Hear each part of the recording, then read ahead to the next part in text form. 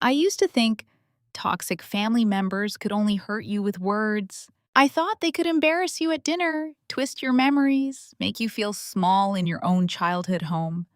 I thought they could favor one child so loudly that the other one grew up apologizing for breathing too much air. I knew all of that. I had lived all of that. But I never thought they could put their hatred directly onto my daughter's skin. My name is Elena Cross. I'm 34 years old and I'm a forensic accountant. My entire career is built on staying calm when other people panic. I follow money trails. I find fake invoices, forged signatures, hidden accounts, and the kind of lies rich people bury under clean paperwork. Numbers never scared me. People did, especially my family. But nothing prepared me for the night. My 8-year-old daughter, Mira, came home wearing a lavender bucket hat pulled so low over her forehead that I could barely see her eyes. She had spent the afternoon with my sister-in-law, Seraphina Vale, at what Seraphina called a princess spa day. I had not loved the idea, but Mira was excited, and my husband Andre told me maybe I should let the tension go for one afternoon. So I did. That was the last time I ignored my instincts to keep peace with people who had never once protected mine. Mira opened the front door slowly. That was the first sign something was wrong. My daughter was not a quiet child. She usually came home talking before both feet crossed the doorway. She would tell me everything: what she ate, what song played in the car, what someone said, what she wished she had said back. But that night, she stepped inside like she was trying not to be noticed. Her little hands gripped the straps of her backpack. Her shoulders were shaking. The lavender hat sat low over her head, almost touching her eyebrows. "Baby?" I said from the kitchen. She froze. I put down the dish towel and walked toward her. "Mira, what happened?" She did not answer. I knelt in front of her. "Look at me." She lifted her eyes just enough for me to see they were red and swollen. Not tantrum red, not dramatic red. The quiet kind of red children get after they have cried so much they realize crying will not save them. My stomach dropped. "Did something happen at Aunt Seraphina's?" Her lips trembled. "She said not to make it dramatic," Mira whispered. Something cold moved through me. "What did she say, not to make dramatic?" Mira's fingers went to the brim of the hat. She held it down harder. "She said my hair was too much." I stayed very still. "She said it wasn't soft like Isla's. She said it didn't look clean for pictures. She said people only say it's pretty because they don't want to hurt my feelings." For a second, all I could hear was my own heartbeat. Seraphina had always made comments about Mira's hair. Little ones, careful ones. The kind of comments people like her make so they can deny them later. "Oh, her curls are so wild today. Have you thought about smoothing it? Isn't it hard for her to look polished?" And every time I pushed back, my family told me I was too sensitive. My mother said Seraphina was only trying to help. My father said I always looked for insults. My brother Bennett said I was jealous. So I swallowed it. I told myself words were just words. Then Mira whispered, "She said she could fix it." My hand started to shake. "Can Mommy see?" Mira shook her head fast. "No, Mira. It's ugly." That word almost broke me. My daughter used to love her hair. She would shake her curls in the bathroom mirror and laugh when they bounced around her face. Andre called it her crown. He used to say she was born already knowing she was royal. And now she was standing in front of me, ashamed to be seen. I reached slowly for the hat. "Baby, I need to see." She cried silently for a few seconds. Then she let go. I lifted the lavender hat. For a moment, I forgot how to breathe. Mira's thick, natural curls were ruined. Not trimmed, not styled. Ruined. Chunks had been cut unevenly, jagged and careless, like someone had panicked with scissors. Some curls were stiff and clumped together, carrying a sharp chemical smell that made my throat tighten. Near her temple, the hair had been chopped close to the scalp. Behind her ear, the skin was red and raw. And then I saw the blisters. Small, angry blisters across her scalp. There was dried blood behind her ear. Mira grabbed for the hat again. "Don't look." I pulled her into my arms, careful not to touch her head. She folded into me like she had been holding herself together all day and had finally run out of strength. I tried to be good, she sobbed. She said if I moved, it would be my fault. No, I said, my voice shaking. No, baby, none of this is your fault. But inside, something in me had gone completely silent. Andre was at a school event. He was a vice principal. And that night, he was helping host some district program. I called him once, but it went to voicemail. I did not leave a message because I did not trust my own voice. I took Mira upstairs and sat her on her bed. I told her not to touch the sore spots. I told her I loved her. I told her I would fix it. She looked up at me and asked, "Are you mad at me?" That question did more damage to me than Seraphina ever could. No, I said. I am not mad at you. Then I kissed her forehead, far away from the burns, and walked downstairs. What I should have done was take pictures. I should have gone straight to the hospital. I should have called the police. I should have done what a calm, careful, trained forensic accountant would do. But I did not. For about 5 minutes, I stopped being trained. I stopped being careful. I was just a mother who had seen her child's scalp burned by a woman who had been smiling at family brunches for years. I went into the laundry room and opened the cabinet under the sink. My hand closed around a bottle of industrial cleaner Andre used for the garage floor. I grabbed my keys and drove to Bennett and Seraphina's house. My brother Bennett was the golden son. He had always been the center of our family's universe. If Bennett made a mistake, he was under pressure. If I made one, I was unstable. If Bennett spent money, he was building something. If I asked questions, I was bitter. And Seraphina fit perfectly beside him. She was beautiful in that polished, expensive way people mistake for goodness. Silk robes, champagne glasses, soft lighting, perfect photos of her perfect house, perfect daughter, perfect marriage. Online, she was a lifestyle and beauty influencer. In my family, she was treated like royalty. My mother adored her. My father respected her. Bennett worshipped her. And I had always been the difficult one. When I pulled into their driveway, I did not call. I did not text. I slammed my car door and marched to the front entrance. Seraphina opened the door wearing a cream silk robe, holding a glass of champagne. Of course she was. She looked at me like I was an inconvenience. "Elena," she said, "this is not a good time. What did you put on my child?" Her face barely changed. "Excuse me?" "You heard me," she sighed like I had interrupted something important. If Mira is upset, that is because she is dramatic. I was trying to help her look presentable. Presentable? That hair was getting out of control. I stepped closer. "You put chemicals on my daughter's scalp. It was a beauty treatment. She has blisters." For the first time, something flickered across her face. Not guilt, annoyance. "Well, she kept squirming," Seraphina said. "Children make everything harder than it needs to be." I stared at her. There are moments when someone says something so cruel that the last piece of hope you had for them snaps clean in half. "That was mine. You burned her," I said. "I tried to improve her," Seraphina snapped. "Someone had to. You let that child walk around looking unmanaged, and people judge little girls for that." I did what you refused to do. I do not remember deciding to walk past her. I only remember moving. In the foyer, beside the staircase, Seraphina had a glass display wall full of designer handbags, rare leather, limited editions, pale colors under soft lights. She treated those bags like museum pieces. And suddenly, all I could think was that she protected leather better than she protected my child. "Elena," she warned, "do not touch those." I opened the display case. "Elena," I unscrewed the bottle of cleaner. "Elena, stop." I poured it over the first shelf. The liquid ran across cream leather, staining it almost instantly. Seraphina screamed. I moved to the next bag, then the next. Blush, white, camel, soft gray. The cleaner streaked through her collection like the truth cutting through a lie.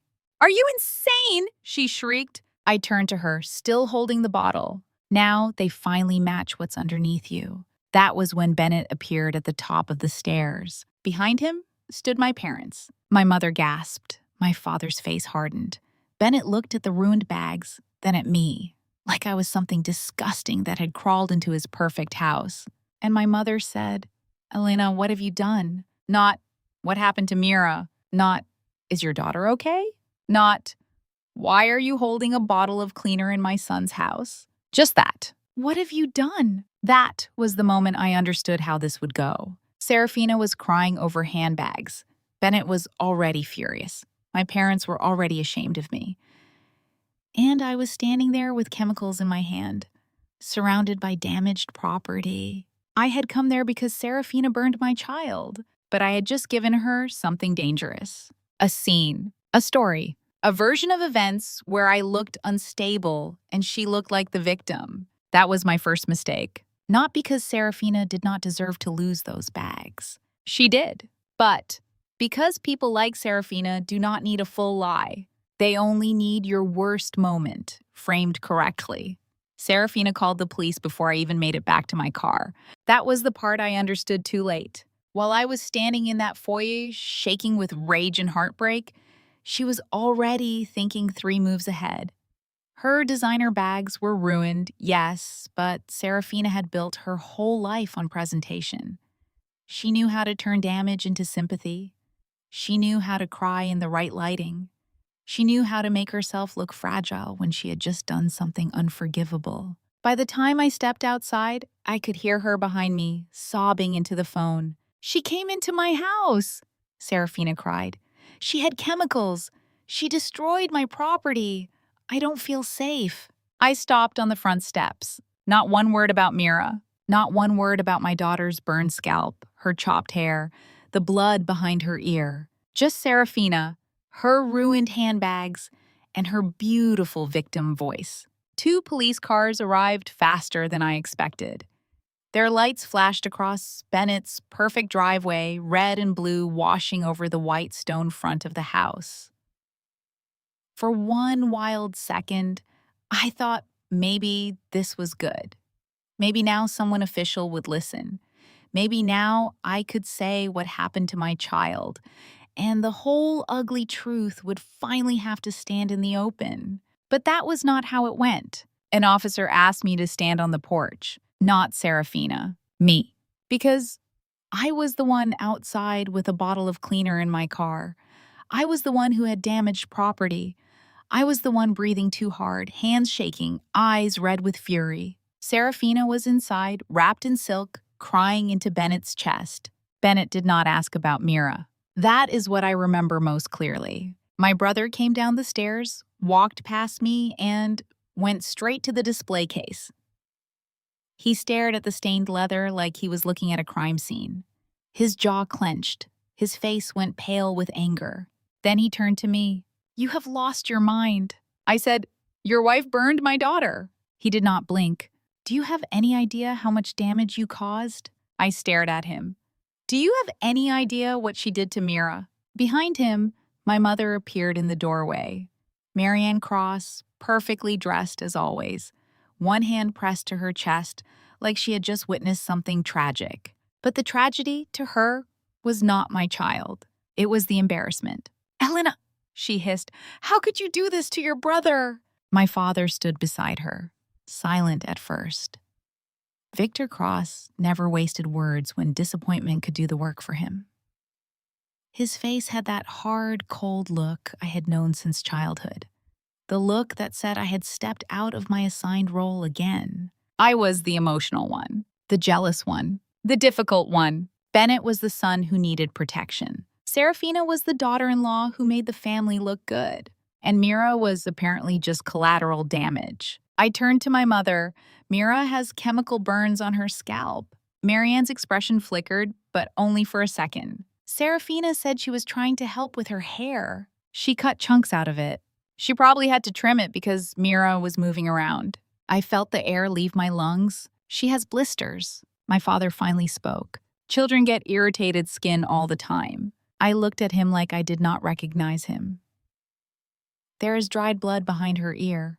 Victor sighed, not with concern, but with exhaustion. As if my daughter's injury was another inconvenience I had dragged into the family.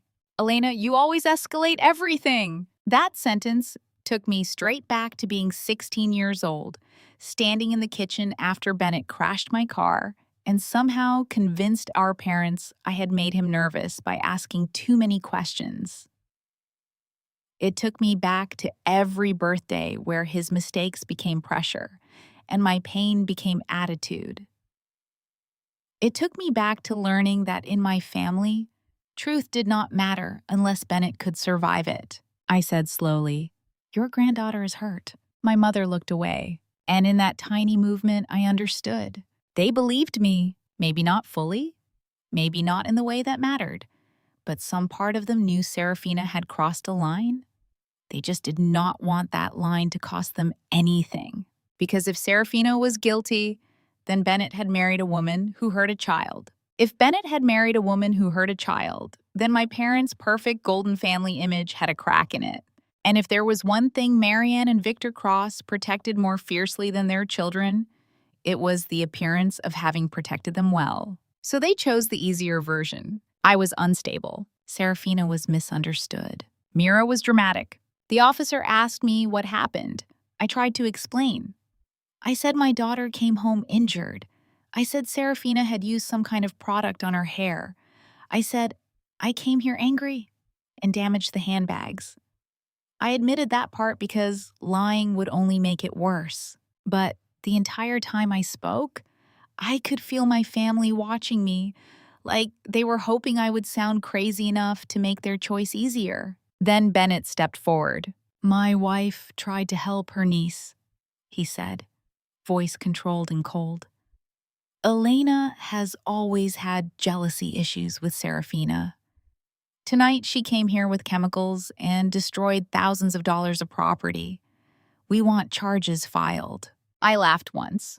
Not because it was funny, because my body did not know what else to do. You want charges filed? Bennett's eyes narrowed. Absolutely. Good, I said. File them. My mother gasped. Elena! No, I said, still looking at Bennett. File the lawsuit too. Sue me for every bag. Put it all in writing. For the first time that night, Bennett hesitated. I saw it. It was small. A twitch near his mouth. A flash of something behind his eyes. Fear, not fear of me. Bennett had never been afraid of me. Fear of what would happen if things became official. So I stepped closer. But once discovery starts, I said, every trust account, every contractor payment, every shell company, and every tax return attached to your name becomes fair game. The porch went silent. The police lights kept flashing, but nobody moved. Bennett's face changed so quickly that if I had not spent my career reading people who thought they were hiding panic, I might have missed it. But I did not miss it. My brother, the golden son, the man who always had an answer, suddenly looked like I had touched a bruise under his expensive suit. What did you just say? He asked. I said, sue me. His voice dropped. You have no idea what you're talking about. That was the sentence people used when you had guessed too close. My father stepped between us. Enough. This is not the place. I looked at him. No, Dad. Apparently, this is exactly the place. Because none of you care that Mira's hurt, but the second I mention financial records, everybody gets quiet. Marianne's face tightened. Do not make this uglier than it already is. I looked at my mother then, really looked at her, and realized she was not shocked by the ugliness. She was only upset that I had named it out loud. Seraphina appeared behind Bennett, wiping her eyes with the sleeve of her robe. Even crying, she was careful. Not too messy, not too loud now that she had an audience. She ruined my things, Seraphina whispered. And my mother went to her, not to me, not to ask about Mira. She went to Seraphina and wrapped an arm around her like Seraphina was the child who needed comfort. That was the moment something inside me detached. I had spent most of my life hoping that one day my family would see me clearly, that if I explained calmly enough, proved enough, behaved well enough, they would finally understand that I was not the problem they had named me as. But standing on that porch, watching my mother comfort the woman who had burned my daughter, I understood that they had never been confused. They had chosen. They chose Bennett because he was their pride. They chose Seraphina because she made that pride look beautiful. And they chose their image because it had always mattered more than my pain. The officer gave me a warning about leaving the property. Bennett said this was not over. Seraphina cried harder when she realized no one was arresting me that second. I walked to my car without looking back. My hands were still shaking, but my mind had changed. The mother in me was still furious. But the forensic accountant in me had heard something on that porch. A pause, a fear, a secret hiding under my brother's anger. I had gone to that house because my family hurt my daughter. I left with two truths. My family had chosen Seraphina over Mira, and Bennett was terrified of his own financial records. The drive to the children's hospital felt longer than any drive I had ever taken. Andre called me back while I was still sitting in my car outside Bennett's house, hands locked around the steering wheel so tightly my fingers hurt. The second I heard his voice, everything I had been holding together cracked. "Elena?" he said. "What's wrong?" For a moment, I could not speak. Then I said, "It's Mira." That was all it took. Andre did not ask if I was sure. He did not tell me to calm down. He just said, "I'm leaving now." By the time he got home, Mira was sitting on the edge of her bed with the lavender hat back on her head. Her knees were pulled close to her chest, and she was holding a stuffed animal against her stomach, like she needed something soft between herself and the world. Andre walked into the room and stopped. I saw the moment he realized this was not a bad haircut. This was not a child being dramatic.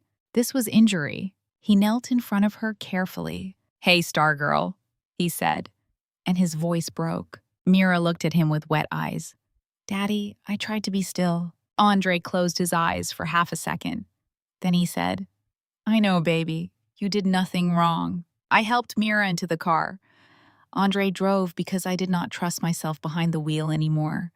I sat in the back with her, holding her hand. Every time the car hit a bump, she flinched. Every time her head brushed the seat, she sucked in a breath.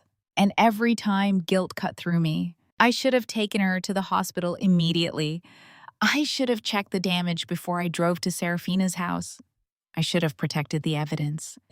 But regret is useless when your child is in pain. So I swallowed it. At the hospital, the lights were too white. Everything smelled like disinfectant and plastic gloves. Mira leaned against Andre's side in the waiting room, but only with her shoulder, because resting her head against him hurt too much. That detail almost destroyed him. When the nurse called us back, Mira grabbed my hand. "Am I in trouble?" she whispered. "No," I said. "You are safe." I said it like a promise, even though at that moment I was not sure safety was something I knew how to give anymore. Dr. Simone Hart came in about 10 minutes later. She was a pediatrician with kind eyes and a calm voice, the kind of doctor who understood that children listen to tone before words. She crouched closer to Mira's height. "Hi, Mira. I'm Dr. Hart. Your mom and dad told me your head is hurting. I'm going to take a look, okay? I'll explain everything before I do it." Mira nodded, but her chin trembled. When I removed the lavender hat, Dr. Hart's expression changed. Not dramatically, not enough to scare Mira, but I saw it. Her eyes sharpened, her mouth pressed into a line. Her whole posture shifted from gentle reassurance to medical concern. She put on gloves. "Mira, I'm going to move some of your hair very carefully," she said. "If anything hurts too much, you tell me to stop." Dr. Hart examined the burned areas in silence at first. She looked behind Mira's ear. She parted the stiff, damaged curls without pulling. She asked a nurse for saline. She asked for photographs to be taken for the medical record. She measured the red patches. She documented the blistering. The room felt smaller with every note she made. Finally, she turned to us. "This is not irritation from a normal hair product," she said quietly. Andre's hand tightened around mine. Dr. Hart continued, "These are chemical burns. Some areas appear consistent with second-degree burns. The product was either too harsh for skin contact, left on too long, or both. The cut behind the ear may have happened during an attempt to remove or hide damaged hair. I heard the words, but they did not feel real right away. Second-degree burns, chemical burns, hide damaged hair. I looked at Mira. She was staring at the floor. Dr. Hart lowered her voice. There is also a risk of scarring behind the ear, possibly permanent. We will treat it carefully and monitor healing, but I want to be honest with you. When she said permanent, something inside me went quiet. Not calm, not peaceful. Quiet in the way a locked courtroom is quiet before a sentence is read. Andre asked the questions I could not force out. What treatment did Mira need? What signs of infection should we watch for? Could the hair grow back? Should we file a report? Dr. Hart answered each one clearly. Then she looked at me. Do you know what product was used? I shook my head. Seraphina said it was a beauty treatment, a sample from her brand. What brand? Isla Bloom Organics. Dr. Hart paused just long enough for me to notice. She used a product sample from a children's skincare line on your daughter's scalp? Yes. And then cut her hair after the reaction? That's what it looks like. Dr. Hart's voice became firmer. I'm documenting everything. You need copies of these records, and if anyone tries to minimize this, do not let them. This was not a minor accident. Those words should have comforted me. Instead, they made me want to scream because less than an hour earlier, my own parents had already minimized it. My mother had called it helping. My father had called it irritated skin. Bennett had cared more about handbags than blood. And Seraphina had stood in a silk robe and blamed my daughter for squirming. While the nurse cleaned Mira's scalp, my phone buzzed. I almost ignored it. Then I saw the name, Naomi Bell. Naomi was the casting agent who had contacted us weeks earlier about a children's campaign called Luma Kids. Wear Your Crown. I had almost said no at first. I knew how cruel the world could be around little girls. But this campaign seemed different. They wanted kids with natural hair, real texture, real curls, real joy. Mira had been so excited after the callback that she danced around the living room for 20 minutes. She said, "Mommy, they picked my hair." And I told her, "No, baby, they picked you. Your hair just came with the magic." Now I opened Naomi's email with my hands shaking. The subject line read, "Final selection, confidential until contract." Mira had been selected as the lead child model for Luma Kids. Wear your crown. Not a background child. Not an alternate. The lead. The campaign was built around celebrating natural hair, especially curls that had not been chemically straightened or altered. Naomi wrote that Mira had the exact warmth, confidence, and authenticity the brand wanted. I looked over at my daughter sitting on the exam table with bandages near the crown of her head. My throat closed. Andre noticed my face. "What is it?" I handed him the phone. He read it, and the color drained from his face.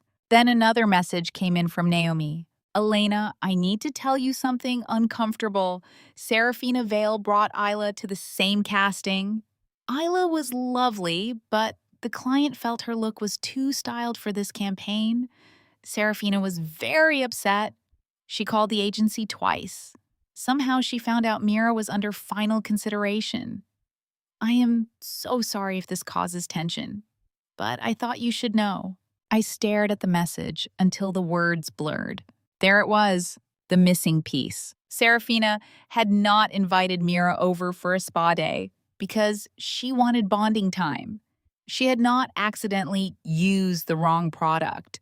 She had not made a simple mistake while trying to help. She knew. She knew Mira had what Isla did not. She knew Luma Kids wanted natural curls, real texture, the exact thing she had spent years insulting. So she tried to destroy it. Andre read the second message and went completely still. "She did this because of a campaign?" he said.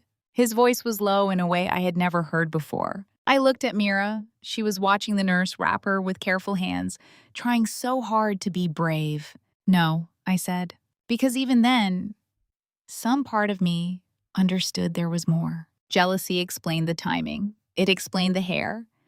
It explained why Seraphina wanted Mira disqualified. But it did not explain the product sample. It did not explain the severity of the burns.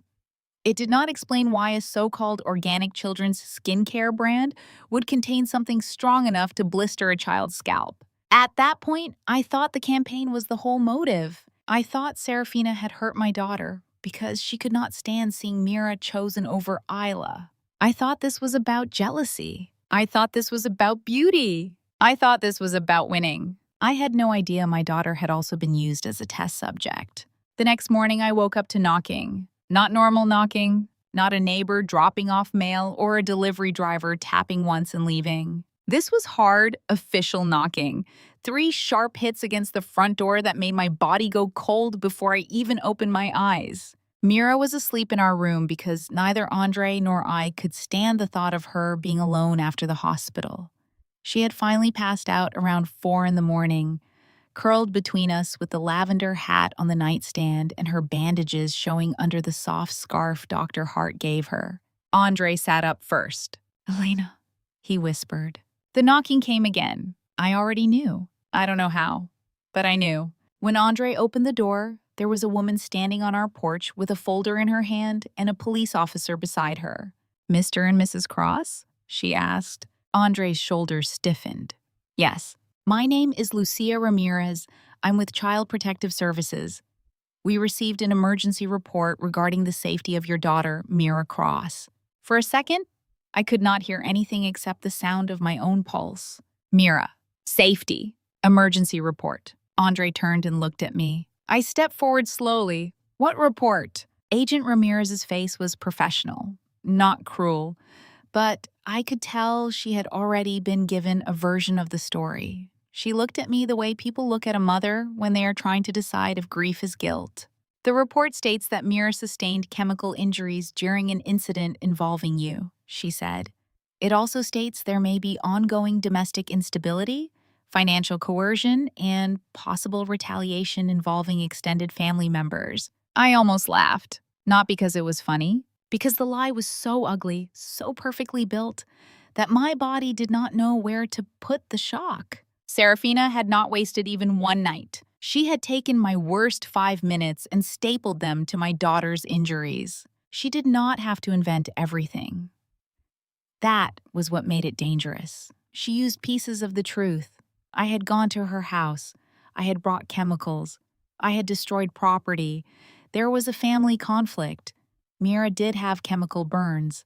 Then Seraphina turned the whole thing around and placed the weapon in my hand. Andre said, very carefully, "Our daughter was injured at my sister-in-law's house yesterday. We took her to the hospital. There is a medical report." Agent Ramirez looked at me. "We will need to see that report." "You can see everything," I said quickly, too quickly. I heard the panic in my own voice and forced myself to slow down. "We have discharge papers, treatment instructions." The doctor documented the burns. The officer stayed near the doorway while Agent Ramirez asked if she could come inside. There are moments when your home stops feeling like your home.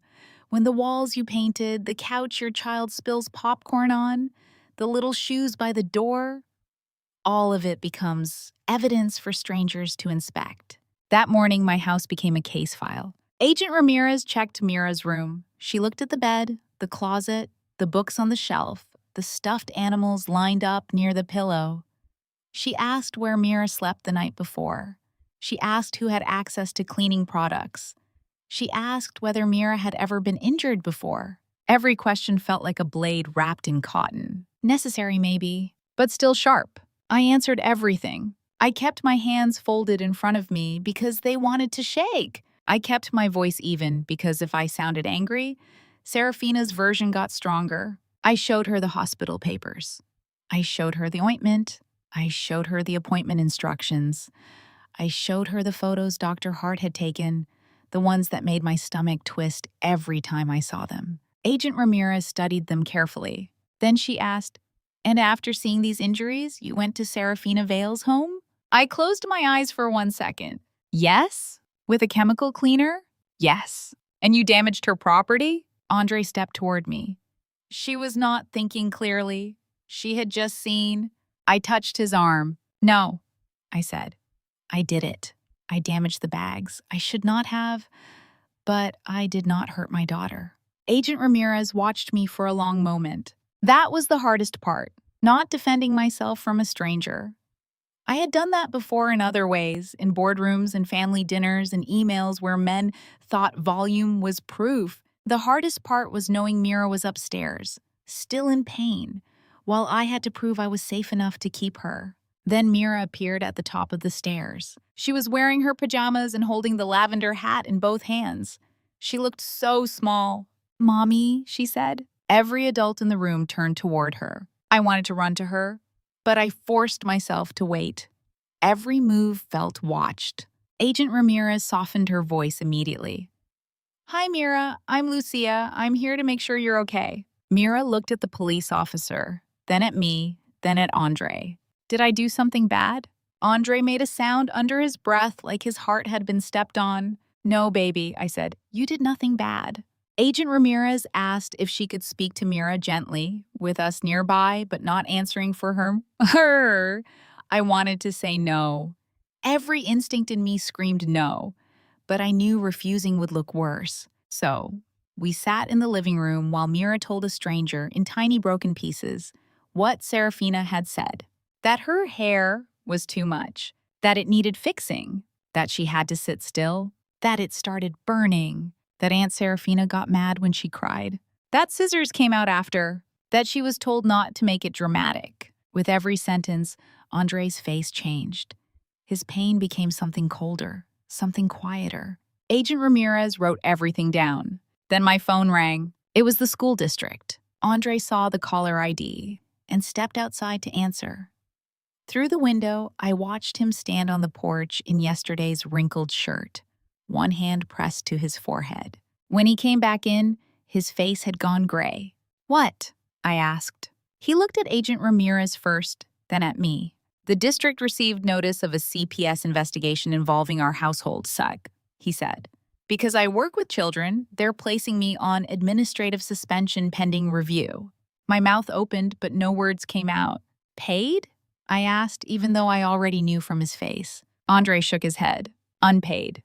The room seemed to tilt. Seraphina had not only tried to make me look guilty, she had gone after Andre's career. Andre, who had spent years in public schools, showing up early, staying late, buying snacks for students whose parents forgot, defending kids other adults had written off. Andre, who had never raised his voice at Mira in his life. Now he had to turn in his badge and laptop because Seraphina knew exactly where to aim. Mira heard enough to understand. She stepped closer, eyes wide. "Daddy lost his job because of me?" Andre dropped to his knees so fast, it was like the question pulled him down. "No," he said, taking her hands carefully. "No, baby. Daddy lost one paycheck because bad adults lied. None of this is your fault." "But if I didn't cry..." "Mira," he said, firmer now. "Listen to me. Pain is not bad behavior. Crying is not bad behavior. Telling the truth is not bad behavior. What happened to you was not your fault." She looked like she wanted to believe him. That almost hurt more. Agent Ramirez closed her folder a few minutes later. She did not clear us that day. She could not. There were procedures, interviews, reports, follow-ups, but her tone had changed. She told us to send the full medical record as soon as possible. She told us not to contact Seraphina directly. She told us the case would remain open while they reviewed everything. After she left, the house was silent. Andre sat on the couch with his head in his hands. Mira fell asleep again upstairs, and I stood in the kitchen staring at nothing. Seraphina had burned my daughter. Then she had cried victim. Then she had sent CPS to my door. Then she had pulled my husband's job into it. This was not defense. This was not panic. This was strategy. She was not just trying to escape blame. She was trying to destroy my family so completely that I would be too scared to fight back.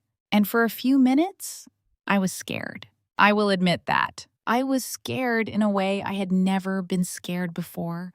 Not for myself, for Mira, for Andre, for the life we had built, the home we had made warm on purpose because I grew up in one that always felt cold. Then I remembered Bennett's face on the porch. That flash of fear when I mentioned discovery, the sudden silence when I said trust accounts, shell companies, tax returns. I walked into my office and closed the door. On my desk were the tools of my actual life.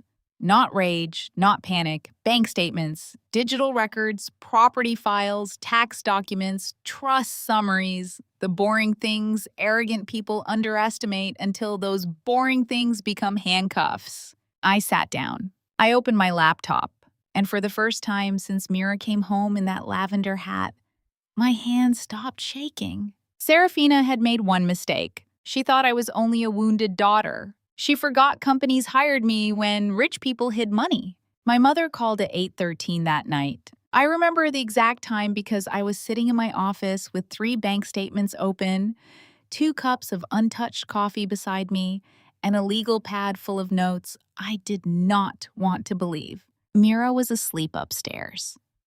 Andre was in the hallway outside her room, sitting on the floor like a guard dog who had forgotten how to rest.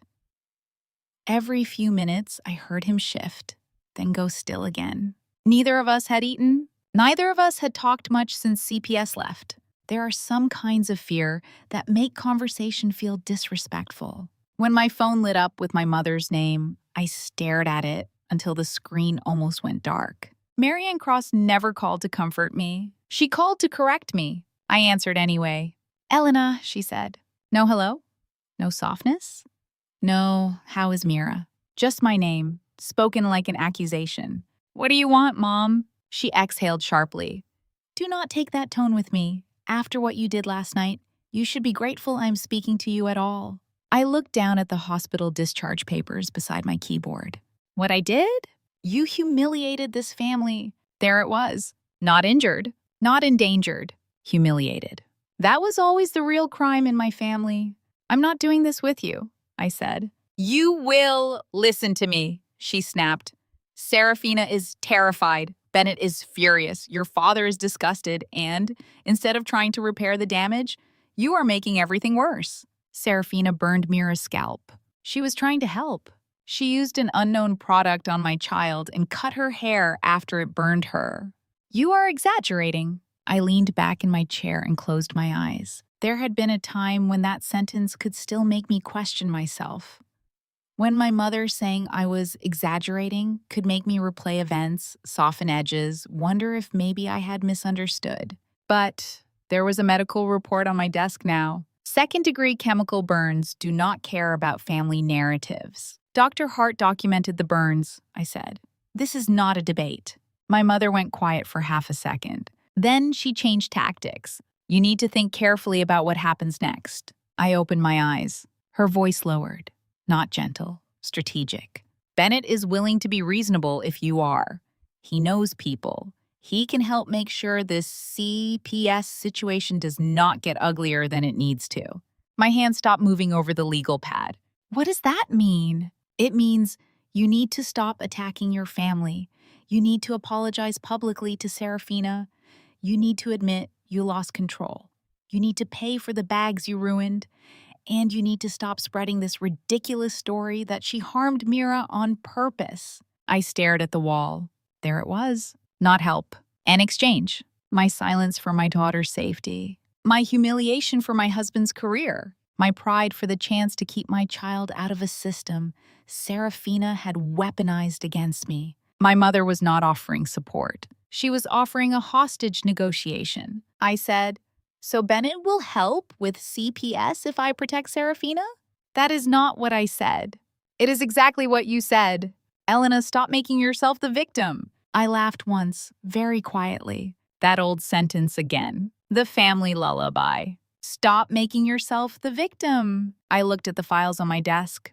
Mortgage records, pay stubs, tax returns, bank statements. Everything I had started pulling together to prove to CPS that our home was stable, that we were not desperate, that Mira was safe with us.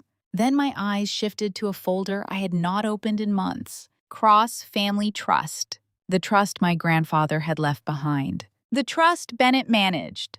The trust I had been told, year after year, was underperforming because the real estate market was unstable, because maintenance costs were high, because taxes were complicated, because I did not understand asset management the way Bennett did. I understood asset management just fine, but I had been busy building a life outside my family, busy having Mira, busy surviving postpartum anxiety, busy helping Andre through his master's program, busy telling myself that asking too many questions would only start another fight. And Bennett knew that. My mother was still talking. "You have always been jealous of Bennett's success," she said. "Now, you are trying to destroy his wife because Seraphina has built something beautiful." Something beautiful. Isla Bloom Organics, Seraphina's luxury children's skincare brand. The brand she had used as an excuse to put a product sample on my daughter. The brand Bennett had suddenly become very sensitive about when I mentioned discovery. I sat forward. "Mom," I said slowly, "how much of the trust money went into Isla Bloom?" Silence. Not confusion. Silence. The kind that answers before the person does. Finally, she said, "I do not know what you are talking about." "Yes, you do. You are spiraling." "No, I am working." She scoffed. "You always think you are smarter than everyone." "No," I said. "I just know when people are scared of paperwork." Then I hung up. For the first time in my life, I hung up on my mother without shaking afterward. I opened the Cross Family Trust folder. Most of the statements were summaries Bennett's office sent twice a year. Clean formatting, vague categories, professional language designed to discourage questions. Property maintenance, management fees, consulting expenses, asset repositioning, beneficiary distributions. I had seen those words before, but that night, they looked different. Because now I was not reading them as a daughter. I was reading them as an investigator. I pulled the last 5 years of trust reports.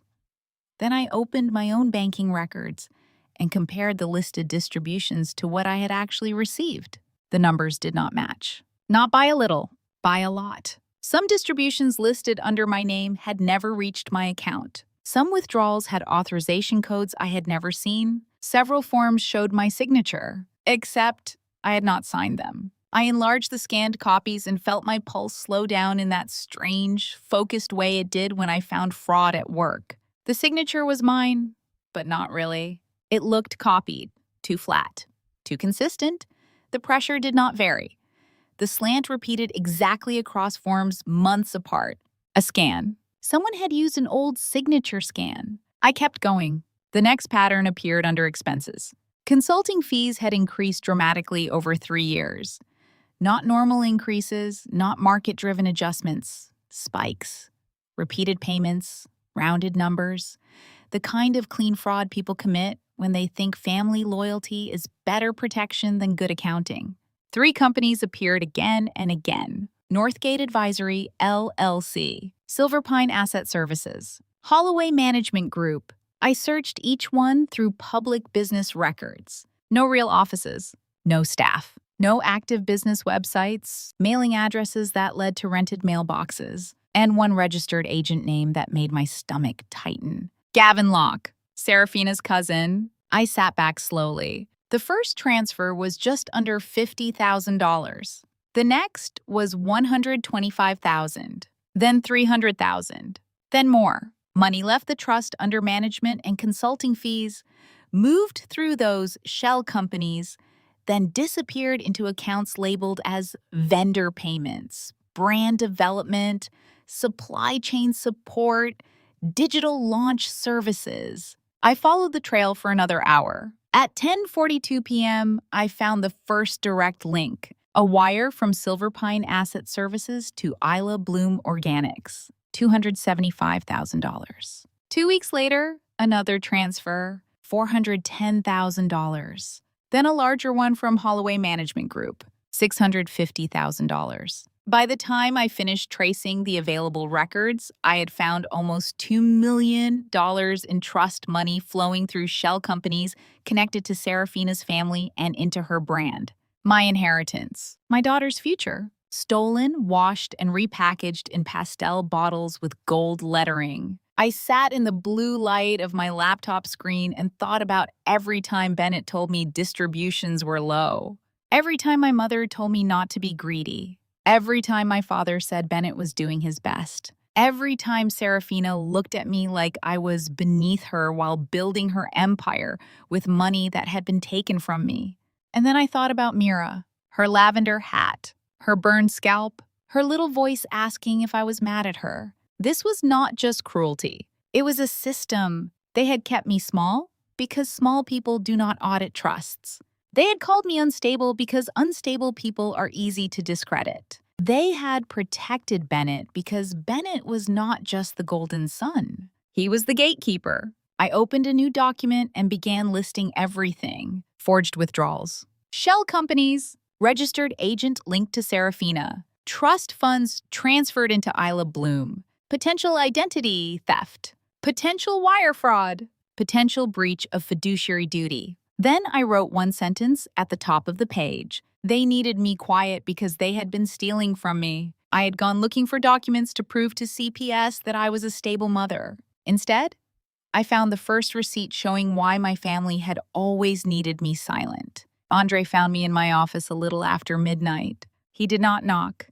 He just opened the door quietly and stood there, watching me sit in front of 3 monitors, surrounded by printed statements, trust summaries, and notes written in the sharp, controlled handwriting I only used when I was angry enough to become precise. For a second, he said nothing. Then he looked at the papers.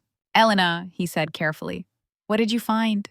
I turned one of the documents toward him. He stepped closer. At first, his eyes moved over the page like a husband trying to understand his wife's work. Then his expression changed. The confusion disappeared. The anger came in slowly, like heat spreading under the skin. "Is this your signature?" "No," I said. He picked up another form. "But it says you authorized the withdrawal." "I didn't." "And this company?" "Shell company. No real office, no employees, registered through Gavin Locke." Andre looked up. "Seraphina's cousin?" I nodded. He sat down across from me. For the next 20 minutes, I walked him through everything. The missing distributions, the forged authorizations, the consulting fees, Northgate Advisory, Silverpine Asset Services, Holloway Management Group, the transfers that moved through those companies and landed inside Isla Bloom Organics. By the time I finished, Andre's hands were locked together so tightly his knuckles had gone pale. "They stole from you," he said. "Yes, and used it to build the company that hurt Mira." "That's what it looks like." Andre stood up so suddenly, the chair scraped the floor. I knew that look. He was not a violent man. He was steady by nature, patient, careful. But even patient men have a place inside them where rage waits if someone hurts their child. "I'm going over there," he said. "No." "Elena?" "No," I repeated. "That is exactly what they want. They want us loud. They want us emotional. They want another scene they can use." His jaw worked. I softened my voice. "I already gave them one." He looked at me then, and the anger in his face cracked just enough for grief to show through. "You were reacting to what she did to Mira." "I know. But CPS does not care why I looked unstable. They care that I did. Bennett and Seraphina know that. From this point on, we do not give them anything they can frame." Andre sat back down slowly. "So what do? We do this correctly." The next morning, I called Avery Cho. Avery was not a family friend. She was not someone who would pat my hand and tell me everything would be okay. She was the attorney companies called when a financial dispute had too many moving parts and too many rich people pretending they did not understand the law. I had worked with her twice before on fraud cases. She answered on the third ring. "Elena Cross," she said. "This is either very serious or very expensive." "Both," I said. Then I told her everything, not emotionally, not the way I wanted to. I told it like a report. My daughter's injuries, the hospital documentation, the CPS report, the property damage I had caused, the family trust, the forged withdrawals, the shell companies, the money flowing into Isla Bloom. Avery did not interrupt once. When I finished, she was quiet for a moment. Then she said, "First, do not contact Seraphina or Bennett directly again." I know. Second, do not alter any files you currently have. Preserve originals. Screenshot nothing unless we have to. Download nothing from accounts you are not authorized to access. I know. Third, if Bennett is managing trustee and you are a beneficiary, you have rights. But rights and clean evidence are not the same thing. We need original records, chain of custody, and proof of intent. I rub my forehead. I have summaries, scanned forms, public records, some bank traces. That gives us smoke, Avery said. I need the fire. I knew what she meant. Bennett was careful, but not modern careful. He trusted his own control more than technology. He never liked cloud storage. He complained about online banking. He printed everything important because he liked holding paper. He had a private office in his house and an old external backup drive he used like it was 2009. I had seen it before, a black hard drive in the locked drawer beside his desk. He called it his insurance. Back then, I thought he meant against computer crashes. Now I was not so sure. There may be original ledgers at his house, I said. Avery's voice sharpened. Do not break in. I'm not going to. Do not take anything you do not have a right to access unless we can argue lawful access, preservation, or emergency relevance. I understand. Good. Because if they can make the evidence look dirty, they will bury the truth under procedure. That sentence stayed with me. Dirty evidence could save Bennett. Dirty evidence could make me look desperate. Dirty evidence could turn Seraphina into a victim again. So I needed something better than anger. I needed an invitation. And unfortunately, I knew exactly how to get one. My family had spent my whole life teaching me the role they wanted me to play. The unstable daughter, the jealous sister, the emotional problem, the one who eventually came crawling back, apologizing for making everyone uncomfortable. For years, I had hated that role. That day, I decided to use it. I waited until the afternoon, when I knew my mother would be alone. Then I called her. She answered coldly. Elena, I made my breathing uneven before I spoke. Not too dramatic, just broken enough. Mom, I whispered, I can't do this anymore. Silence. Then her voice shifted. Not kind exactly. Interested. What happened?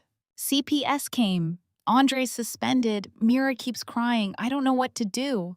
My mother exhaled. I could almost hear her settling into the pleasure of being needed. I told you this would happen if you kept escalating. I know, I said. The words tasted bitter. I was wrong. There it was. The sentence she had wanted from me since childhood. I let jealousy control me, I continued. I saw Seraphina's life and her success, and I felt small. Then when Mira came home upset, I lost control. I made everything worse. My mother was quiet, but I knew she was listening now. I need to apologize, I said. To Seraphina, to Bennett, to Dad. I need to ask them not to push CPS harder. I need Bennett to talk to whoever he knows at the district so Andre doesn't lose his career. You should have thought of that before you behaved like a criminal, she said. I closed my eyes. Yes. A pause. Then softer. I will speak to Bennett. Can we come over? Maybe dinner? I'll say it in person. I'll do whatever Seraphina wants. That last line did it. My mother loved obedience even more than appearances. I will arrange it, she said. But Elena? Yes. Do not embarrass me again. I looked through the office doorway toward the stairs, where my daughter was sleeping under a scarf because her scalp still hurt too much for a pillow. Then I said, I won't. When I hung up, Andre was standing in the hall. He had heard enough. You're going back there? He asked. I have to. He shook his head. I hate this. So do I. What if they hurt you? They won't. Not while they think I'm useful. And what am I supposed to do? I looked at him. You're going to help me make them believe I'm broken. That night, I did not sleep much. I printed nothing. I touched nothing that would alert Bennett. I prepared a small scanner, a clean flash drive, and a plan that depended on my family underestimating me the same way they always had. They thought shame would make me smaller. They thought fear would make me obedient. They thought I was coming to dinner to beg. But I had spent my whole life being forced to play the family disappointment. Now I was going to play it so well, they would hand me the keys to their own destruction. The dinner was scheduled for 7 o'clock. My mother texted me the time like she was summoning staff. Do not be late. Dress appropriately. Do not bring conflict into Bennett's home. I stared at that message for a long moment, then deleted it. Andre stood beside me while I got ready. He had never seen me prepare to be humiliated on purpose, and I could tell every part of him hated it. You don't have to do this alone, he said. I'm not. Elena. I turned to him. He looked exhausted. We both did. In less than 48 hours, our daughter had been burned. CPS had come to our house. He had been suspended from work, and I had discovered my brother had probably stolen millions from the family trust. But somehow, that night, I had to walk into Bennett's house and look small. I had to look sorry. I had to look broken. Listen to me, I said. They need to believe they won. If they believe I'm still fighting, Bennett will hide everything. If they believe I'm scared, they'll get careless. Andre's jaw tightened. And you think Seraphina will just let you walk around that house? No. That's why we need a distraction. He understood before I said it. You want me to come later? I want you to show up when I text you. Not angry, not accusing, desperate. He looked away. Andre, I know. No, he said quietly. You don't. You're asking me to beg the man who helped ruin my daughter's life. I'm asking you to act like you're begging. He looked back at me, and for a moment, the anger in his eyes softened into grief. For Mira, he said. For Mira. At 6:58, I parked in front of Bennett and Seraphina's house. Their mansion glowed like nothing bad had ever happened there. Warm light spilled from the windows. The driveway had been washed. The front steps were spotless. If you looked from the outside, you would never know a child had left that house injured. That was the thing about my family. They were very good at cleaning surfaces. My mother opened the door before I rang the bell. She looked me up and down. I had dressed simply on purpose. No sharp blazer, no heels that made noise, no jewelry except my wedding ring. My hair was pulled back. My shoulders were slightly curved inward. The costume of defeat? You look tired, she said. I am. She seemed pleased by that. Inside, the house smelled like roasted garlic, expensive candles, and fresh flowers. The dining table was already set with white plates, gold flatware, crystal glasses, and linen napkins folded like little crowns. Seraphina sat at the far end of the table in an emerald dress, one hand resting near a champagne flute. She looked less like a woman hosting dinner and more like a queen waiting for tribute.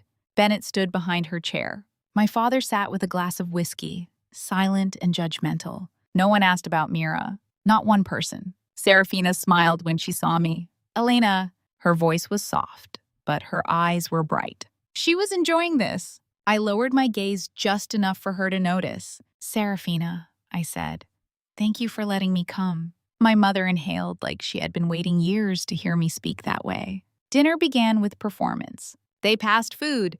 They talked about the launch party for Isla Bloom Organics. Seraphina mentioned investors, influencers, press coverage, luxury gift bags, and the venue, Grand Meridian Hall. It's going to be the most important night of my career, she said. A clean beauty brand for children, created by a mother who understands safety. I almost dropped my fork. Safety. The words sat in my mouth like poison, but I kept my face lowered. Bennett watched me across the table. You're quiet tonight, he said. I'm listening. That would be a first. My mother gave him a little smile. I let the insult land. I let them see me absorb it. That was the role they understood. Then Seraphina set down her glass. I assume you know why you're here. I nodded. Say it, she said. The table went still. My father looked into his drink. My mother folded her hands. Bennett leaned back like he was about to watch a show. I forced my throat to tighten. I let my voice come out smaller than usual. Seraphina, I let jealousy and fear control me. I destroyed your property. I embarrassed the family. I am sorry. Seraphina's smile widened. And I looked at her. She wanted more. Of course she wanted more. And I need your help, I said. Please don't let CPS take my daughter. Please don't let Andre lose his career. I'll pay for the damage. I'll do whatever I need to do. My mother closed her eyes like she was hearing a hymn. Seraphina tilted her head. Do you understand now that your behavior has consequences? Yes. And do you understand that attacking me will not make you more successful? It will not make your daughter more marketable. It will not make you me.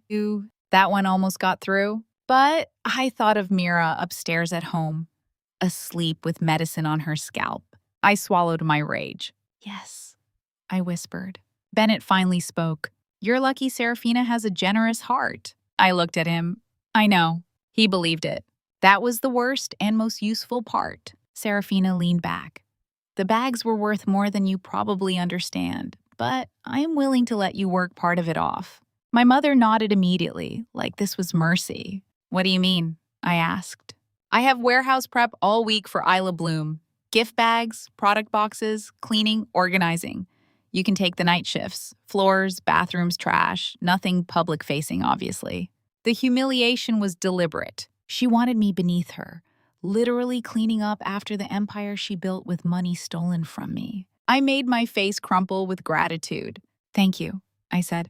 I really need the chance. Seraphina looked satisfied.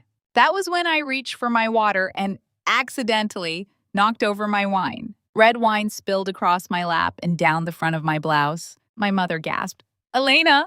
I'm sorry, I said quickly, standing. I'm so sorry. Seraphina laughed under her breath.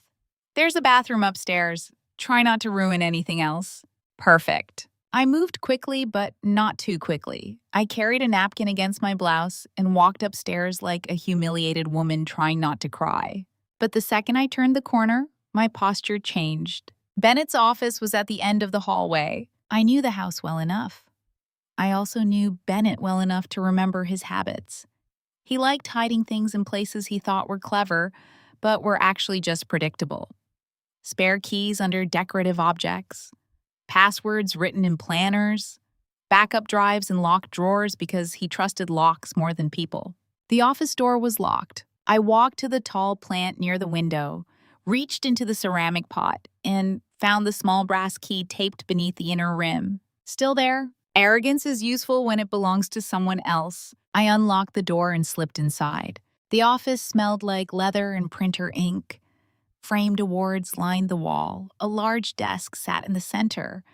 Behind it, shelves of binders were arranged by year. I did not touch the computer. I did not try to hack anything. I went straight to the locked drawer. Second key.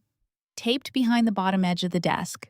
Also still there. Inside the drawer was exactly what I remembered. A black external hard drive. Beside it were folders labeled with years, property names, and trust codes. I put on thin gloves from my pocket.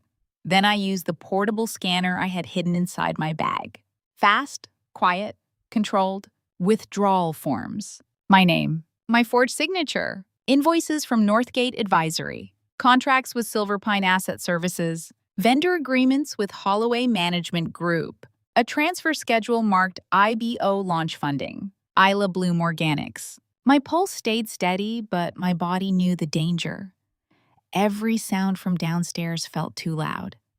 Every laugh made me freeze. Then, I found a handwritten note clipped to a ledger. Use old EC authorization scan. She never audits anyway. EC, Elena Cross. My hand stopped for half a second. Not because I was surprised. Because seeing the contempt in writing felt different. They had not just stolen from me. They had laughed at the idea that I would ever catch them. I scanned the note. Then I copied the backup drive. The progress bar crawled across the screen like it wanted me dead. 20%. 38. 51. From downstairs, voices rose. Then I heard the doorbell. Andre. Right on time. Bennett's voice boomed from below. What are you doing here? Andre sounded exactly as we had planned. Tired, strained, desperate. I need to talk to you, he said. Please.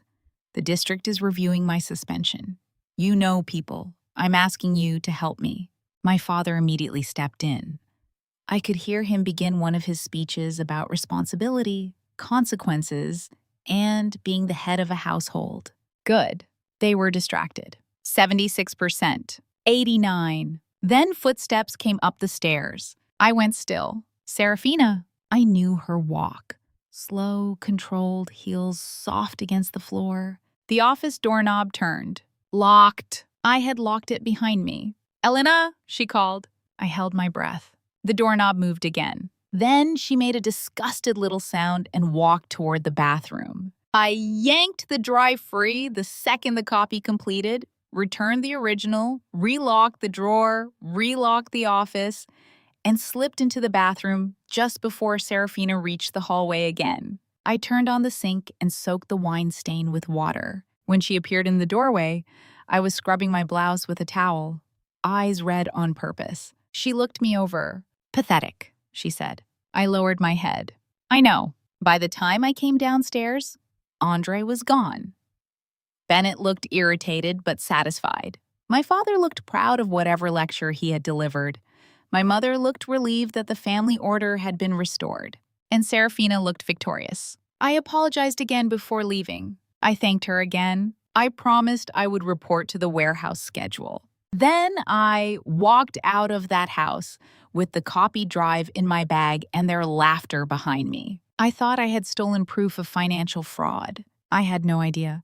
I had also taken the file that explained exactly what burned my daughter. I did not open the copy drive by myself. That was the first smart thing I did. After everything I had already done wrong, after the cleaner, the handbags, the scene Seraphina was now using to make herself look like a victim, I knew one more careless move could destroy the truth before it had a chance to breathe.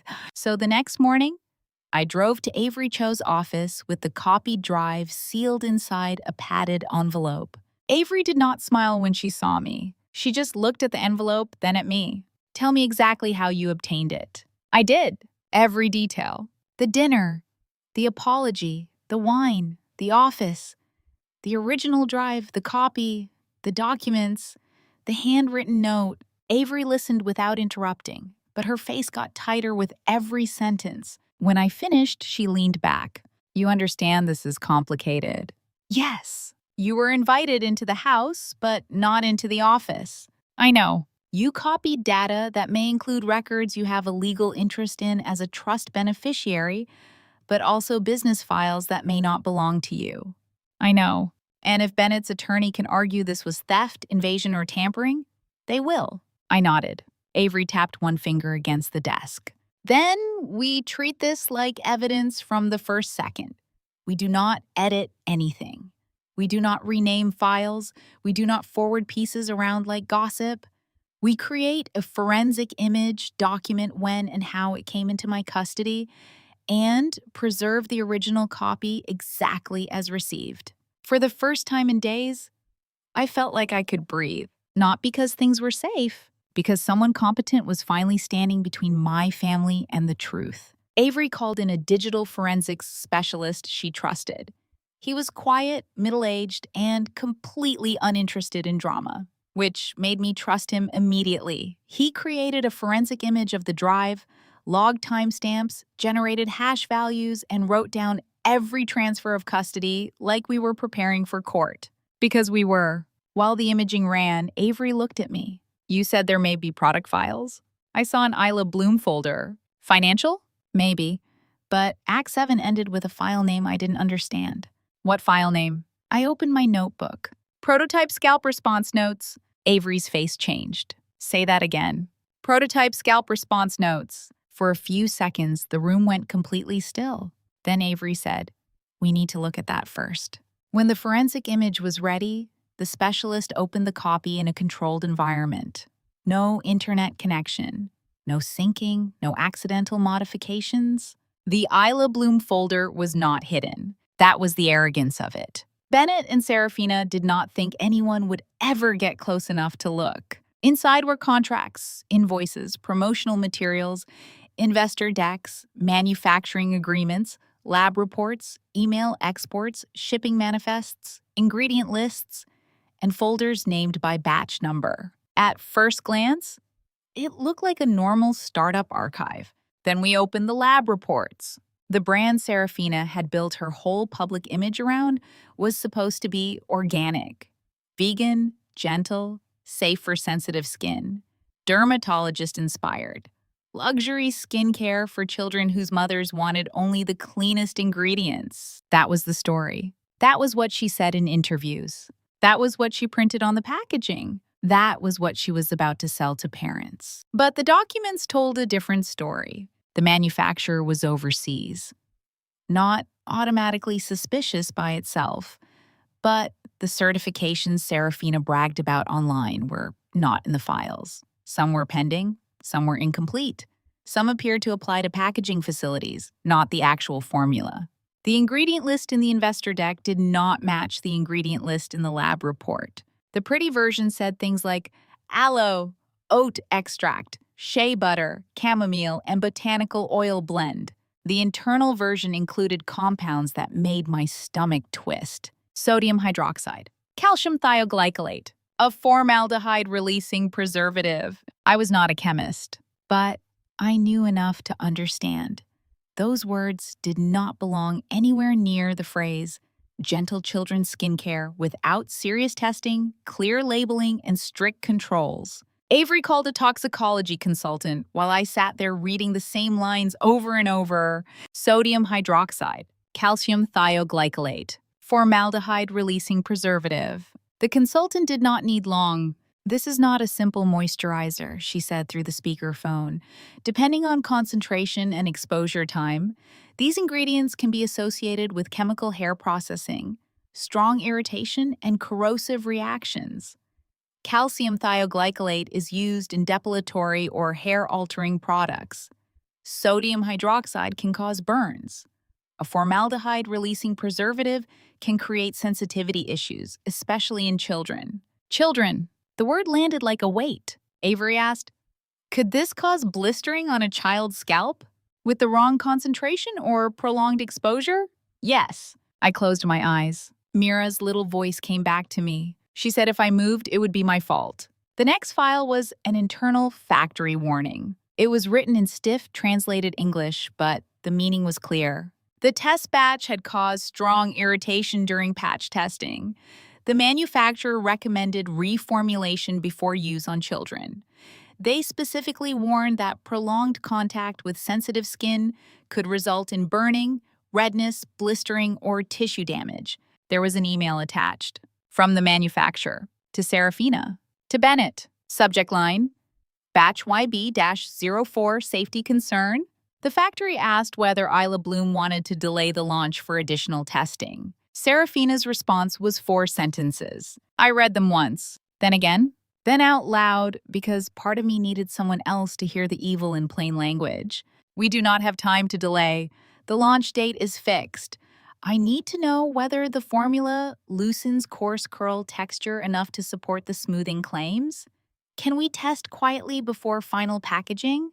No one spoke. Not Avery. Not the forensic specialist. Not me. Then Bennett's reply appeared underneath. "Keep it off official channels after this. Use controlled samples only. Controlled samples. Quiet testing. Loosens coarse curl texture." My daughter had gone to Seraphina's house with natural hair and come home burned. I felt the room tilt. Avery said my name, but her voice sounded far away. "Elena." I kept reading. There were notes from sample trials. Not formal clinical testing, not regulated pediatric trials. Just messy internal notes about texture response, application time, odor, visible irritation, and curl loosening. Then came the file I had noticed. Prototype scalp response notes. The document did not name Mira. It did not have to. It described a child subject, age 8, dense coarse curl pattern, untreated natural hair. It noted that the prototype was applied near the scalp and left on longer than 10 minutes to observe softening. It noted distress during application, visible redness, and unexpected blister response. Unexpected. That word almost made me sick. Unexpected blister response. Then another line. Hair trimmed after reaction to reduce visible damage. I stood up so fast my chair hit the wall behind me. Avery rose too. "Elena." "She wrote it down," I said. My voice did not sound like mine. She burned my child and wrote it down like Mira was a product sample. Avery's face was pale now, but her voice stayed steady. Elena, look at me. I couldn't, because all I could see was Seraphina standing in her doorway telling me she had tried to improve my daughter. I had thought the campaign explained it. I had thought she wanted Mira disqualified from Luma Kids because Isla had been rejected. And she did. That part was still true. But it was worse than jealousy. Seraphina had seen Mira as useful. Mira's hair was natural, untreated, thick. The exact kind of hair Seraphina hated and wanted to control. The exact kind of hair Luma Kids wanted to celebrate.